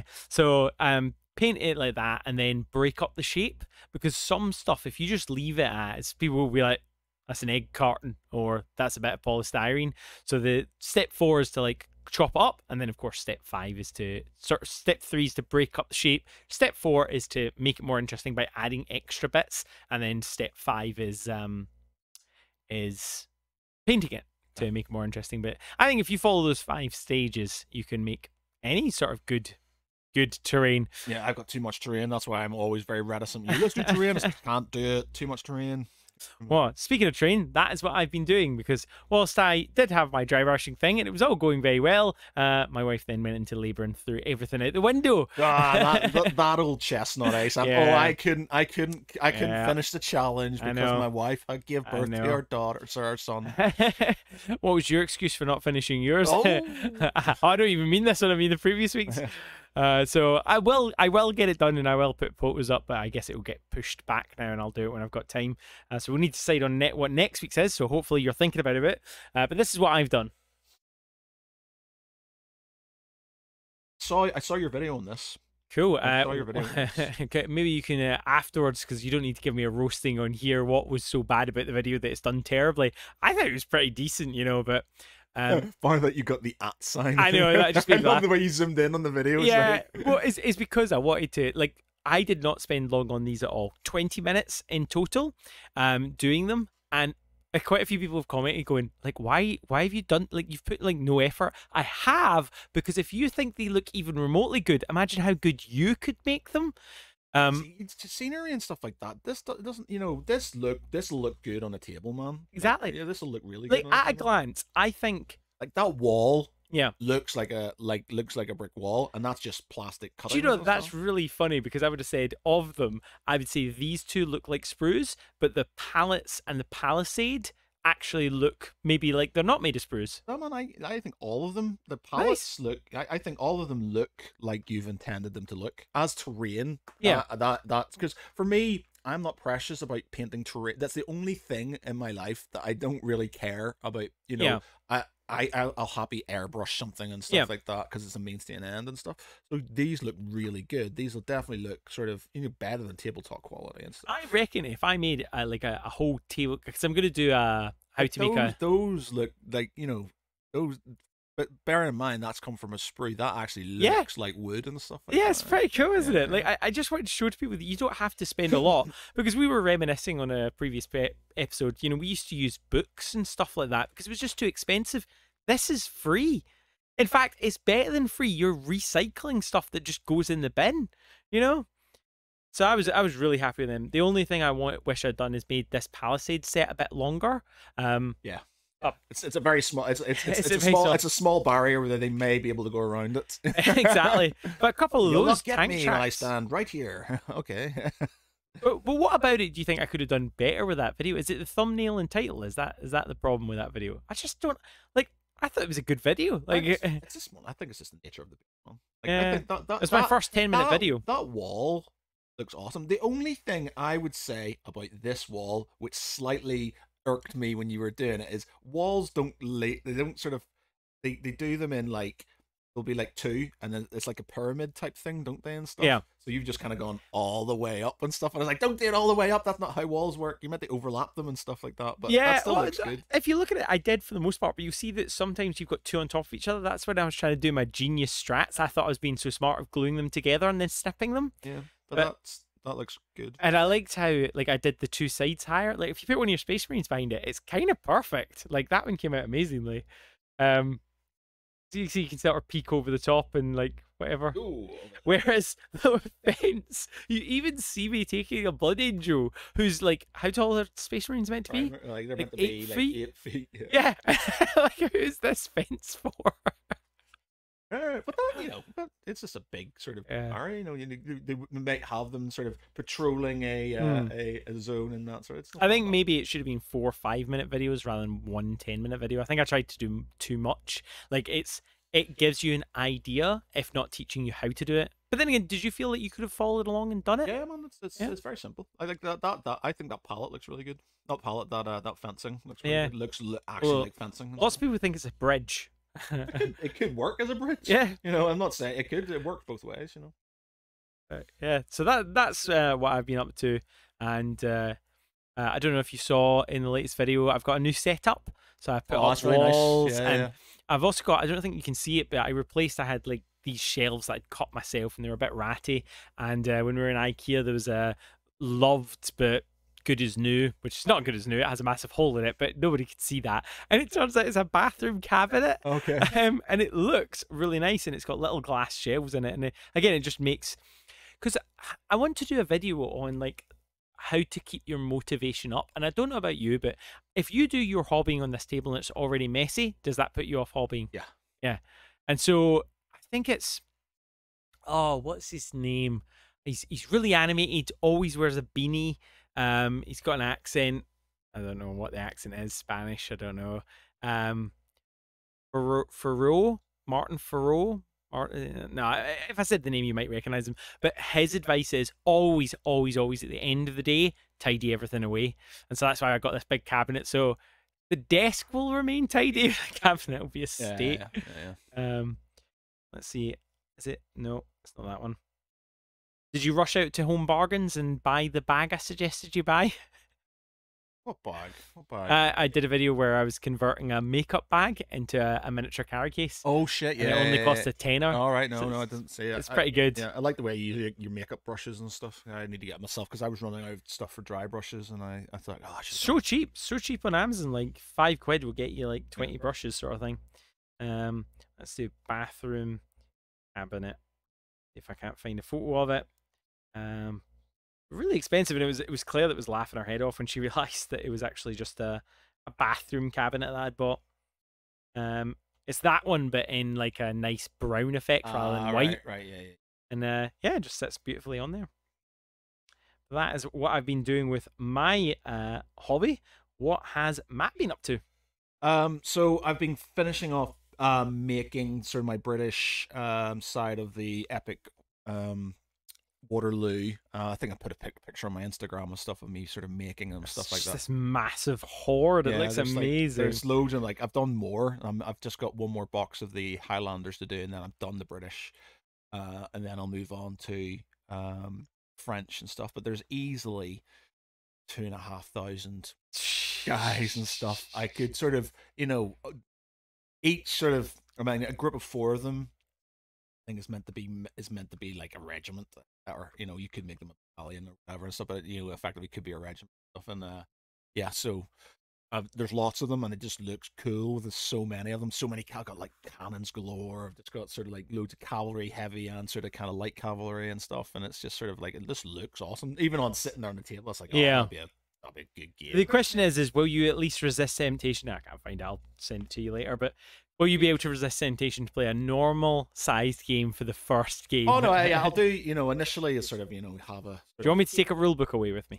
Oh yeah, I've got a second one you can have, so you can have a look at it and stuff. But yeah, we can do a smaller game just to sort of get into it and stuff. But yeah, and I've got lots of terrain for it, sort of 15mm terrain, trees and hills and things like that. So we've got loads of that. I've done that, and I've done this, which looks amazing. So he has been painted twice because I fucked up with some. I said, I don't dry brush, and then I says, you know what, maybe I'll do a little bit of dry brushing to sort of kind of get sort of a part of some of because it was taking me ages just to do the sort of like the highlights on the scales and stuff. And I fucked it, and I just so unhappy with it that I painted it again. And partially, bar the fact that I sort of overdid it with the wash, and it made it sort of look glazed. So I had to go over it with a varnish to sort of make sure, sort of dull it down a bit. I like it more now because it's got the extent of the wings is lighter, so it's darker too, lighter and stuff. So, and it's got this nice sort of even spread. I'm quite sort of happy with the sort of currently. I haven't finished the mouth, so it's going to be like as if sort of he's just about to breathe fire. Like you mentioned, the teeth need to be done. I literally just painted them white. Well, not white. He's the yellowy stuff from his mouth. For our audio only listeners, this is the Joan of Arc dragon, which has how big is the wingspan on this? 16 inches, at least. It's pretty massive. So he's looking like I'm pretty happy with him. I've got a sort of. I did the base simply because I just wanted so he didn't look off and stuff. But I've just got nice photos. I've just got to do a bit more weathering on the castle that he's standing on. I've got to do a bit more, bring the mouth together inside so it looks a bit more sort of kind of like there's fire coming out. Finish off the eyes. Do a few more highlights on the main scales. Do a wash over that so it brings it together. Do these claws, teeth, and then that's it. I think he will actually pretty done. And think about airbrushing and stuff. You just get these really nice, even, sort of kind of progressions through it and stuff, so it looks natural. It looks sort of like nice. And I've used this color scheme from a Thunderwolf Cavalry before, so I knew it worked. And just looks nice. And I put a photograph of the earlier iteration of it on the Joan of Arc forum. Just got loads of people just saying how awesome it looked and stuff. So that it really does. It's a really nice example of, because I think a video I would love to do is about layering and why you need to do it and like how it's so easy to do it wrong. In terms of, certainly I did for the longest time, just paint a thick coat on top of a thick coat, and it's like that that's not layering. That's not why you should thin your paints. Whereas this one's a beautiful example because I can see in your reddy brown, I can see greys, I can see blacks, I can see red, and it creates this really natural mottled effect. This is counterintuitive the way this has been done, because you usually go dark to light. In this one, you go light to dark, and then you highlight with light. So it's weird because you start off with a creamy white for the underlayer. Then you go for a slightly darker reddy brown. Then you go for a darker reddy brown. Then you go for a dark brown. Then you go for a black. So you've got this sort of progression upwards. Then you start highlighting the top over with a sort of kind of the mid brown and stuff, and then you sort of have some lighter highlights and stuff, but you just get this really nice sort of kind of progression, and it looks natural. Was there a particular tutorial you were following? No, just something I sort of actually, no, I lie. There was a guy on YouTube years ago, and we're talking easily 10 years ago and stuff like that, who did a Thunderwolf Cavalry airbrush thing, and I learned it from that. And he did it. He's sort of very well. I can't even remember the name of him. But he's quite sort of a European chap, sort of with an accent. Very sort of like this is how I do this. So it's very sort of methodical. Is he face on camera, or no? It's just him just doing it, and he did. I think I saw some of his videos, but I haven't seen them in years. Would he always wear like black latex gloves? I think he might do and stuff, but it was always he did airbrush stuff, and it was just sort of like he was very sort of methodical, and I just remember. Like my Thunderwolf Cavalry, which they look mint, and that's the same. It's the same principle I've used. Now I was going to do different colors, but I mistakenly kind of carried on with that because obviously it was muscle memory, mind memory, and I've just sort of kind of done it. But oops. So yeah, I got it from that, and his technique works so well. So it worked from light to dark, especially because you think about it with animals and stuff. They generally are lighter underneath, and then it sort of gets darker. And a cheeky scroll down and see if you can see any. Yeah, and then it was just sort of what was it, this one? The wonderful thing about painting fur, but I would actually be nervous. I think you're really brave having done dry brushing on that, because I think it's this one. And what's the channel called? It's this guy. Yeah, I've watched that guy so much. It's this guy. I never understood it. So its name is By Painted, and I've never understood why he doesn't have more followers. Because he did so much videos. But do you not think that the hobby has, for want of a better term, grown? Because his last video that he did was 6 years ago. All right, yeah. And back then, it just doesn't feel like it was as much of a thing as it is now. What year was that video? The Thunderwolf Cavalry video that he's just done. Because that's the one I learnt how to do my Thunderwolf. 10 years ago. Yeah, so it been 10 years ago. When I sort of I did that, because that Thunderwolf Cavalry I've had for ages, and it's something I've been happy with, and I just used that technique. So it shows you, like, if I learn something well, it's like I know how to do that. So it comes second nature. So when I was doing this, I wasn't too scared about it. Yeah, you know, with airbrushing, you have to be very careful because you can overdo things and stuff. So you have to sort of, and that's why doing it in multiple layers, so lighter to darker as it was, works, because you can sort of, you know, you can make it feel a bit more natural, and it looks like it's sort of a part of, you know, the dragon itself and stuff. Even up here, which were kind of mistakes, it's sort of kind of bleeding into his sort of spines at the top.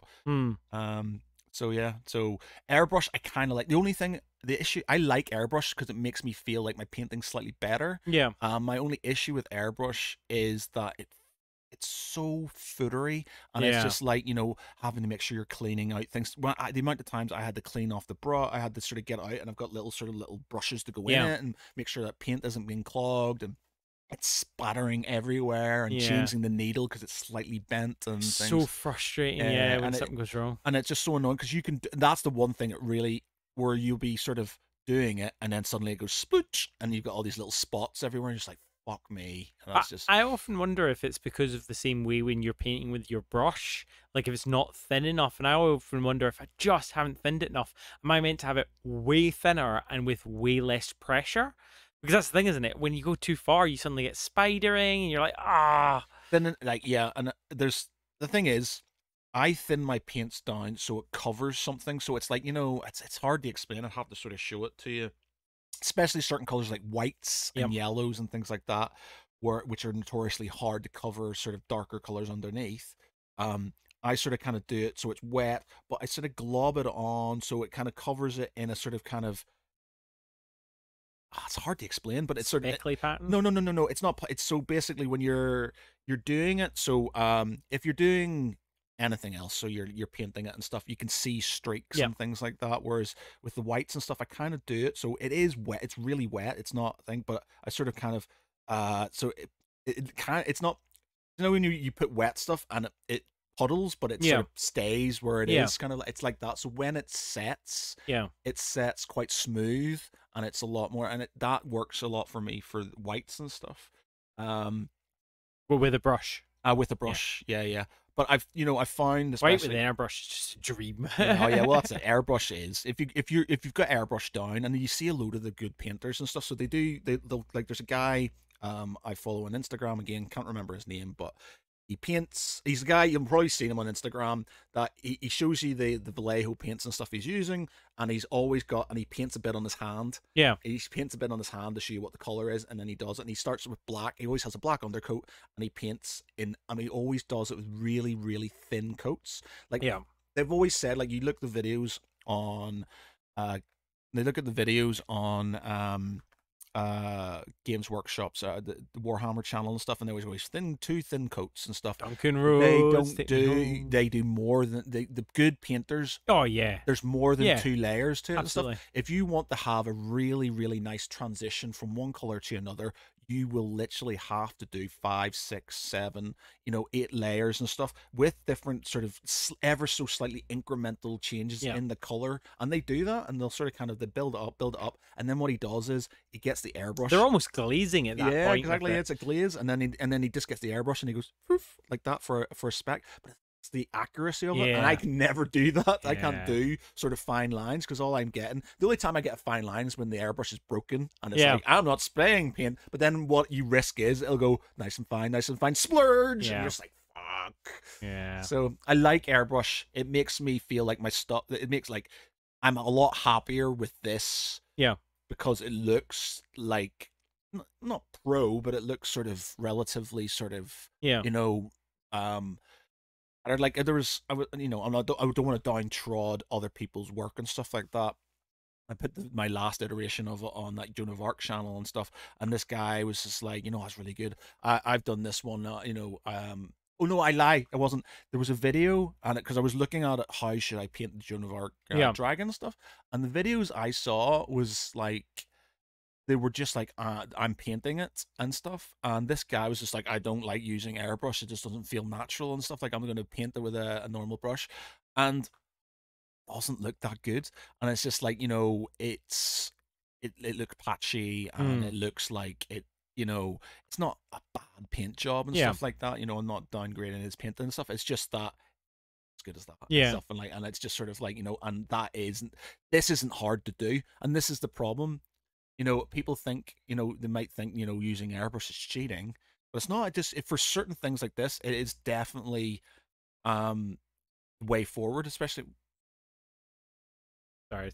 Gas from the Pepsi Max. Oh, right, you're burping. So it wasn't going on the microphone. Thanks for calling me out. Nobody would have noticed. What are you doing? I was like, what the fuck's going on? But it's like, it's a and like, as somebody said it on the group, it's just like, you can't do things like this and not use airbrush, because it just looks so much more impressive. It looks natural. It looks real. And I think that is the thing, is people get so scared off about the fiddliness of airbrushes and the cost of them, but you can buy a good airbrush for really cheap, less than a battalion box. It's not hard. It's not. I honestly just for doing your terrain. I did that, the main part of this, and granted I did it twice, but I did the main part of this a couple of hours, and it was just sort of like, literally, why you can do. I did 4 layers. So I did a creamy white, then I did a slightly darker creamy white, then it was 2 or 3, maybe I did 5 layers of browns, and then a darker one at the top.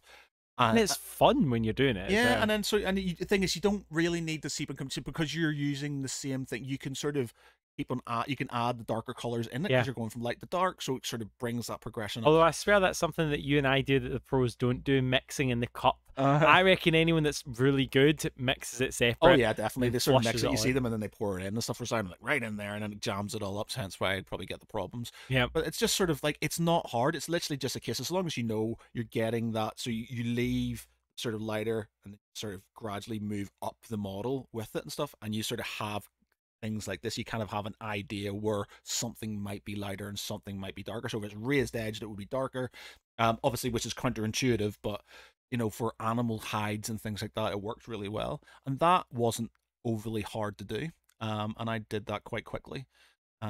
So it's just sort of the foodery parts are the spines and sort of kind of doing these things, like, you know, I've still got sort of highlights and stuff to do on those, and obviously the claws and things, but it looks good, and it's something I'm actually relatively happy with, even in its current state.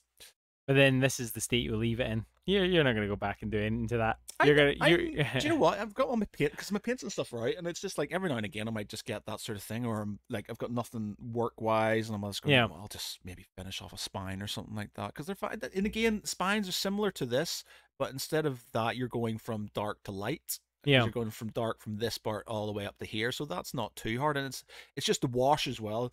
And here's a pro tip for you: make sure if you're using washes straight out of the thing, make sure you water them down as well, because if you don't, you get this really sort of kind of bright glaze over it and stuff. And I got that over this because it brings, you need to make sure you get the right glaze. So I used a sepia, so it's like a yellow, so that tied in all of these colors really well. Yeah, but I didn't water it down, and so it had this horrible sort of glaze the whole way over. I was like, what the fuck? So I had to use Purity Seal Spray over it, because it's sort of a matte finish, just to bring it down and stuff. So we got so much when I was talking about in the last video that I did, when I was talking about that, you know, we never varnish, and I did a little poll, and overwhelmingly it seems a lot of people either do varnish or don't varnish, and like everyone was like, is like, what, you people don't varnish? And it was like, no, just don't. I don't generally, and to be honest, I probably should have, but then the only reason people varnish is because it's easier to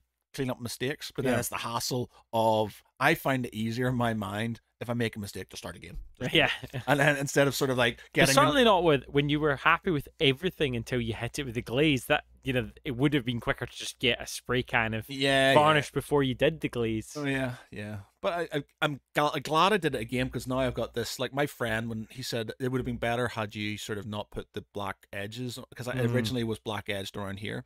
I agree with him there. I agree with him. It's more natural looking, because it's thinner skin, isn't it? And at the time I was like, I don't want to do it again, but because I fucked it up in my mind, I was like, I'll have to do it again now. And then I went, okay, I'll take that change into mine, and I did that change. Shamefacedly, I don't have mine. Get it finished, so I'm afraid all I managed to do was the cape, which was coming out really nice. This is something I actually quite like. I like the red to black thing.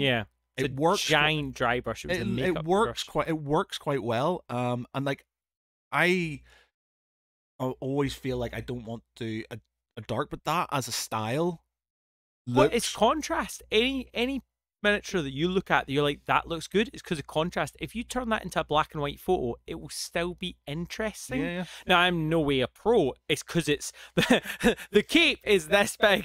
It's huge. So it's really easy to do that kind of transition.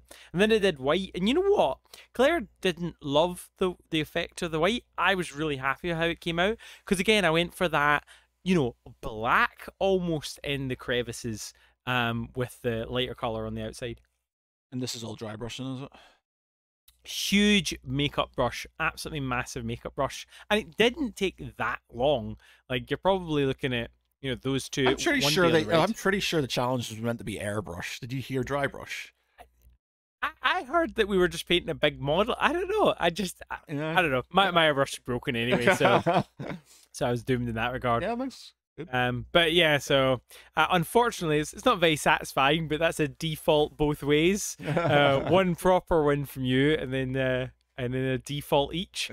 So that means I've got to up my ante, and I've got to win the next one. That, you know, Because that would put you at 2-1. Yep. So what do we want to do? Do we want to do a painting challenge, or you need a mental break? Or you want to do a building challenge? Diorama. Diorama. We're doing a diorama because Okay. I have right. So we've talked about this. Mhm. You've said you've been looking for. I've been trying to buy it, and I can't believe you found one. Yeah, I found. So I've got a.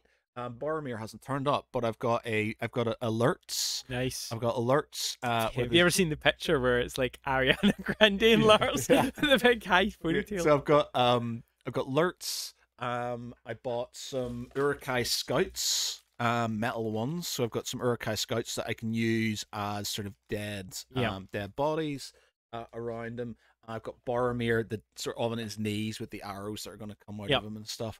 And I've got a plinth, an oval plinth turning up as well and stuff like that. So what is the challenge going to be? Assemble it all, including building the base, but it doesn't need to be painted.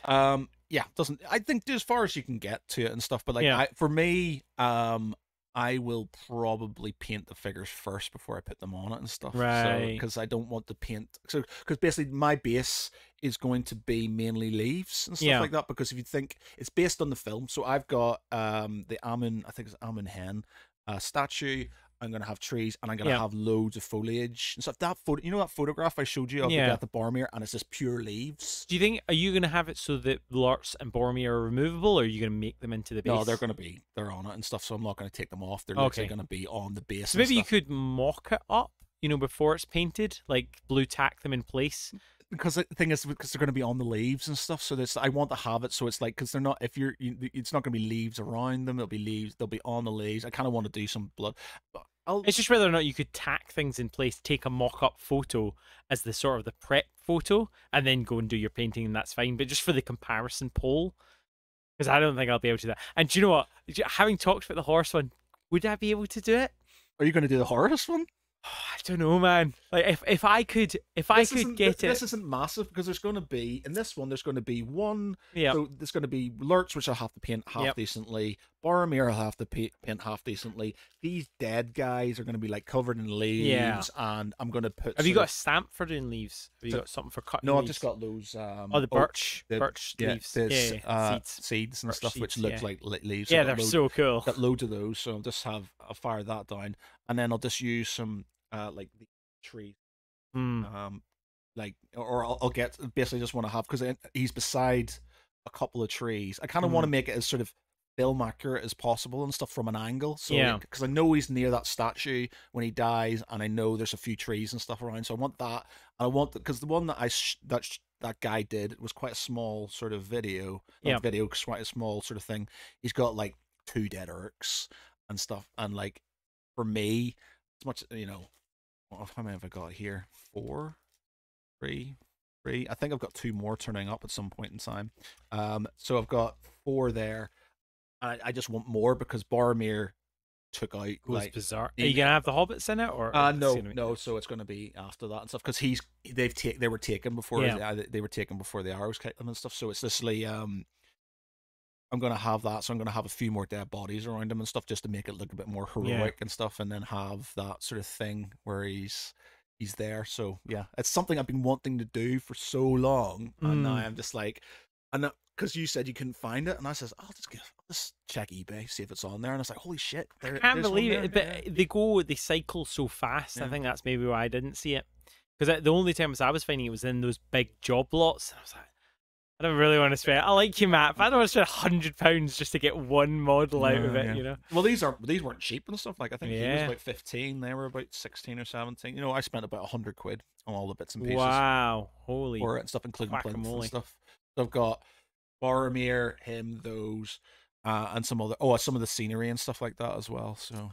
What heroes are in your box for the Lord of the Rings thing? Because maybe I could do Theoden, Eomer. I'm just thinking I could do the not the Witch King. The Witch King's it. Yeah, Witch King. Yeah. Maybe I could do like the Witch King over the top of like Eowyn, and then Theoden broken on a horse. No man can Yeah, I am nomad. Maybe I'll do that one. It depends how hard it is to get. And would I have to build them, or was that a model? Let's say I can finish. I've also got my Balrog and Gandalf and stuff. I've got to sort of finish and do. The bases are. Have you got any other Lord of the Rings models just hidden away in a cave somewhere? I do have Lord of the Rings boxes. Old school metal stuff flying. And I've got. Do you think you have the one where Theoden's on his side? Oh no, I don't. No. Oh, well, maybe we'll have a ratch and maybe I can steal some off you.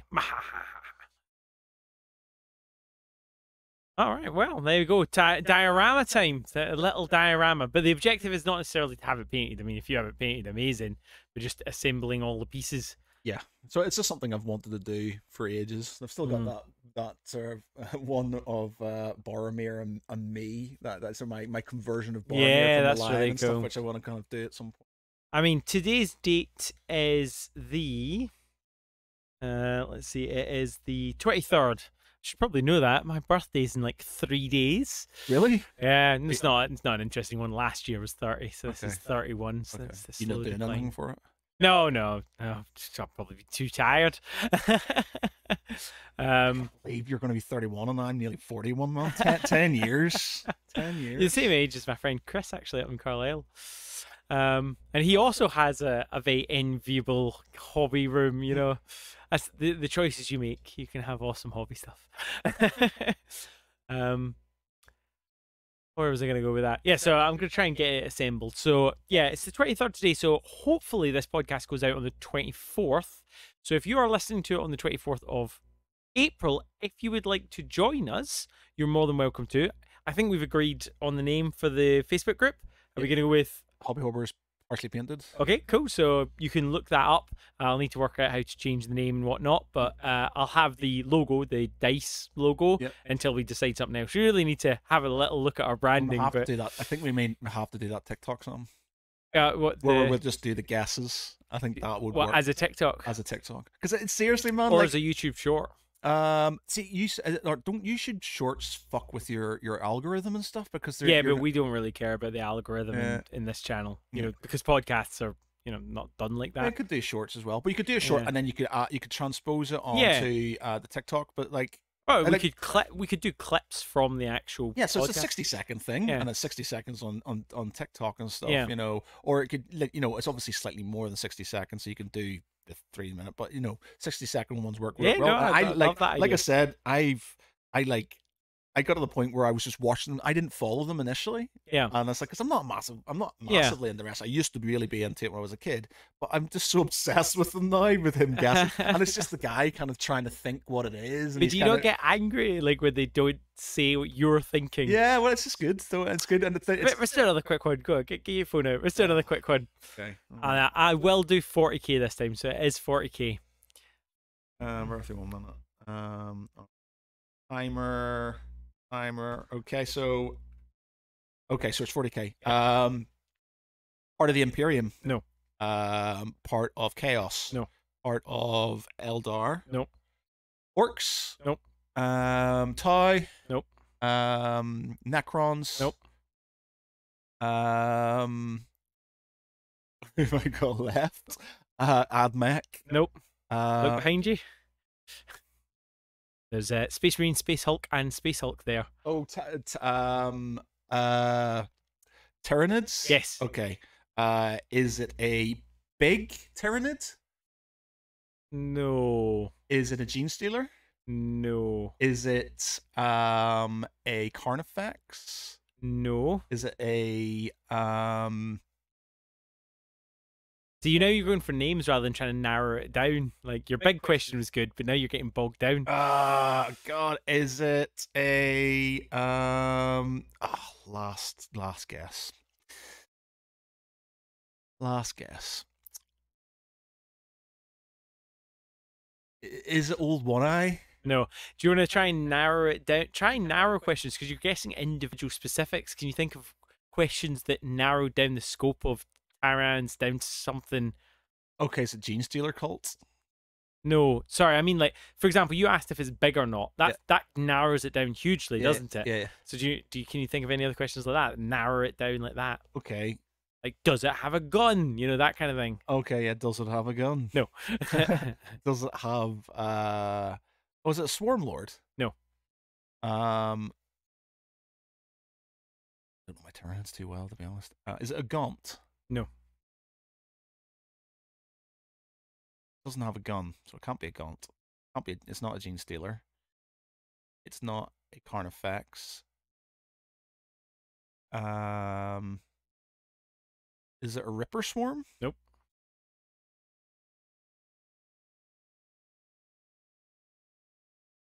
Give you a clue. It has a special trait. Oh, is it the ones that burrow underground? Nope. Murlocs. Yeah, Morlocks. That's right. Yeah, Morlocks. Yeah. I guess Oh, is it a Synapse? Is it one of the Psychers? No. No, and it's not a Synapse creature, but it's not reliant on Synapse creatures. Find them in the Vanguard, like with Gene Stealers. Lictors. Lictor. I mean, they are so sneaky that you couldn't even stick the image in your brain. See, that works quite well. Oh yeah, that's fun. Okay, let me do one. Our next bonus podcast will be literally the 10-10 and badly describing them. Okay, let me do one for you. Let me think of one quickly for you. Am I going to go very obvious with mine, or am I going to go something? Or okay, I've got one. Is it Imperium? No. Is it 40k? Yes. Is it Chaos? No. Is it Tau? No. Eldar? No. Yes. Are they a leader? No. Ooh. Are they elite unit? Yes. Do they teleport a lot? No. Do they have fire?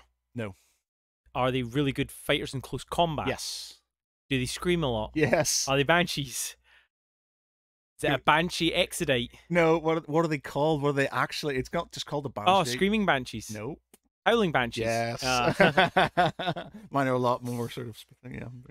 Nice. Yeah. Nice. That is fun. That's a lot of fun. Yeah, excited. And it's quite addictive. I think other people will be like, yeah. And you could do it as long as you've got a specific sort of like game I think you'd have to go, it's 40k and then guess it, or it's Song of Ice and Fire, so you'd have to pick a game and then do the guess and stuff. So I think that'll be quite cool. Oh, one more. There is still a Game of Thrones one. One more. Okay. Right. This is addictive. I'm so sorry. I know. I told you I was the same. I said I'm just guessing it, and so I don't even know my wrestlers very well, but I was just sort of doing the same. Okay, so I'm guessing then, am I?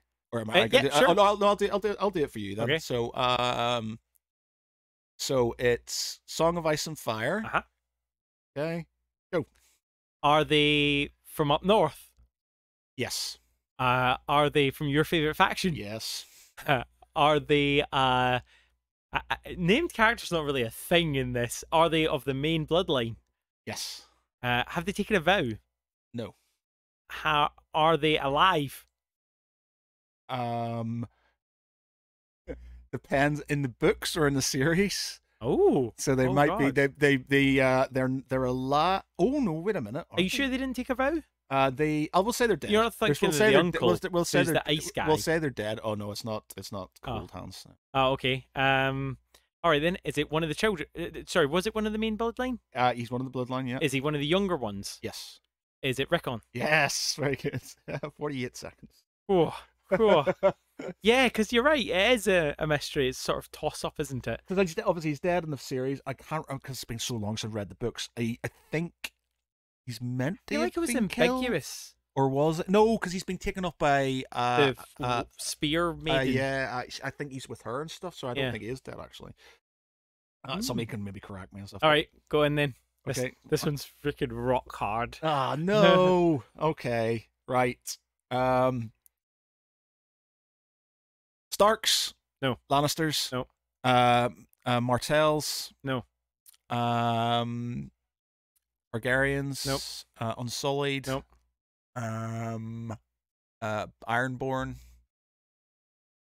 Yeah. Greyjoys? Yeah. Greyjoys? Ironborn, yeah. So Greyjoys? Yep. But with a twist. Fuck off, a twist. I mean, that's a clue in itself. Is he a Greyjoy who was also with the Starks? Is it Theon? Is it Reek? It is, yes. Yes.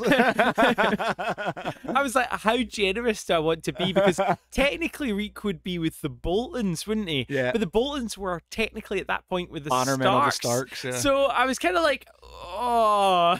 But as soon as she started doing that, I was like, it's gotta be. Yeah. It's so frustrating though, because sometimes it's like when you said with the lictors, where you're like, are they big? And I'm like, compared no. to a Carnifex, exactly. no. They're on a slightly bigger base than a Gaunt. But I guess that takes a certain amount of talent as well, choosing what sort of you want to do. There you go. It's good. It's a good little game there, Sam. Welcome to the end of the podcast. Thank you very much for watching this episode of Hobby Hoarders Podcast. It wasn't really a topic. This is the Hobby Hoarders vent, haven't seen you in a while topic. I have no idea what I'm going to title it. If you enjoyed this episode and you'd like to watch even more, you can always check out our Patreon for just £3. I want to say £3. £3 a month. You get extended episodes, an extra 30 minutes. And this episode, I was talking about the game that I would like to make. If you're a fan of Roman Gladiators, maybe you should steal my ideas. And Matt was talking about something that he wished exists, but didn't. Spoiler, it's Space Marine, but not the Space Marine you're necessarily thinking of. Other ways that you can support us is, of course, share us on whichever podcast listening service you're listening to. Give us a 5-star rating if you enjoyed it. That'd be fantastic. Like, comment, share, and all that good stuff. Also, make sure you check out our newly created Facebook page called Hobby Hoarders Partially Painted, where you can join in our challenge. This week, for example, it was Matt, and we'll show you your pictures and chat about your entries as you do them. I might regret that one day if we have 1,000 entries. But until then, thank you very much. Keep yourself safe, and remember to keep battling the backlog. Bye.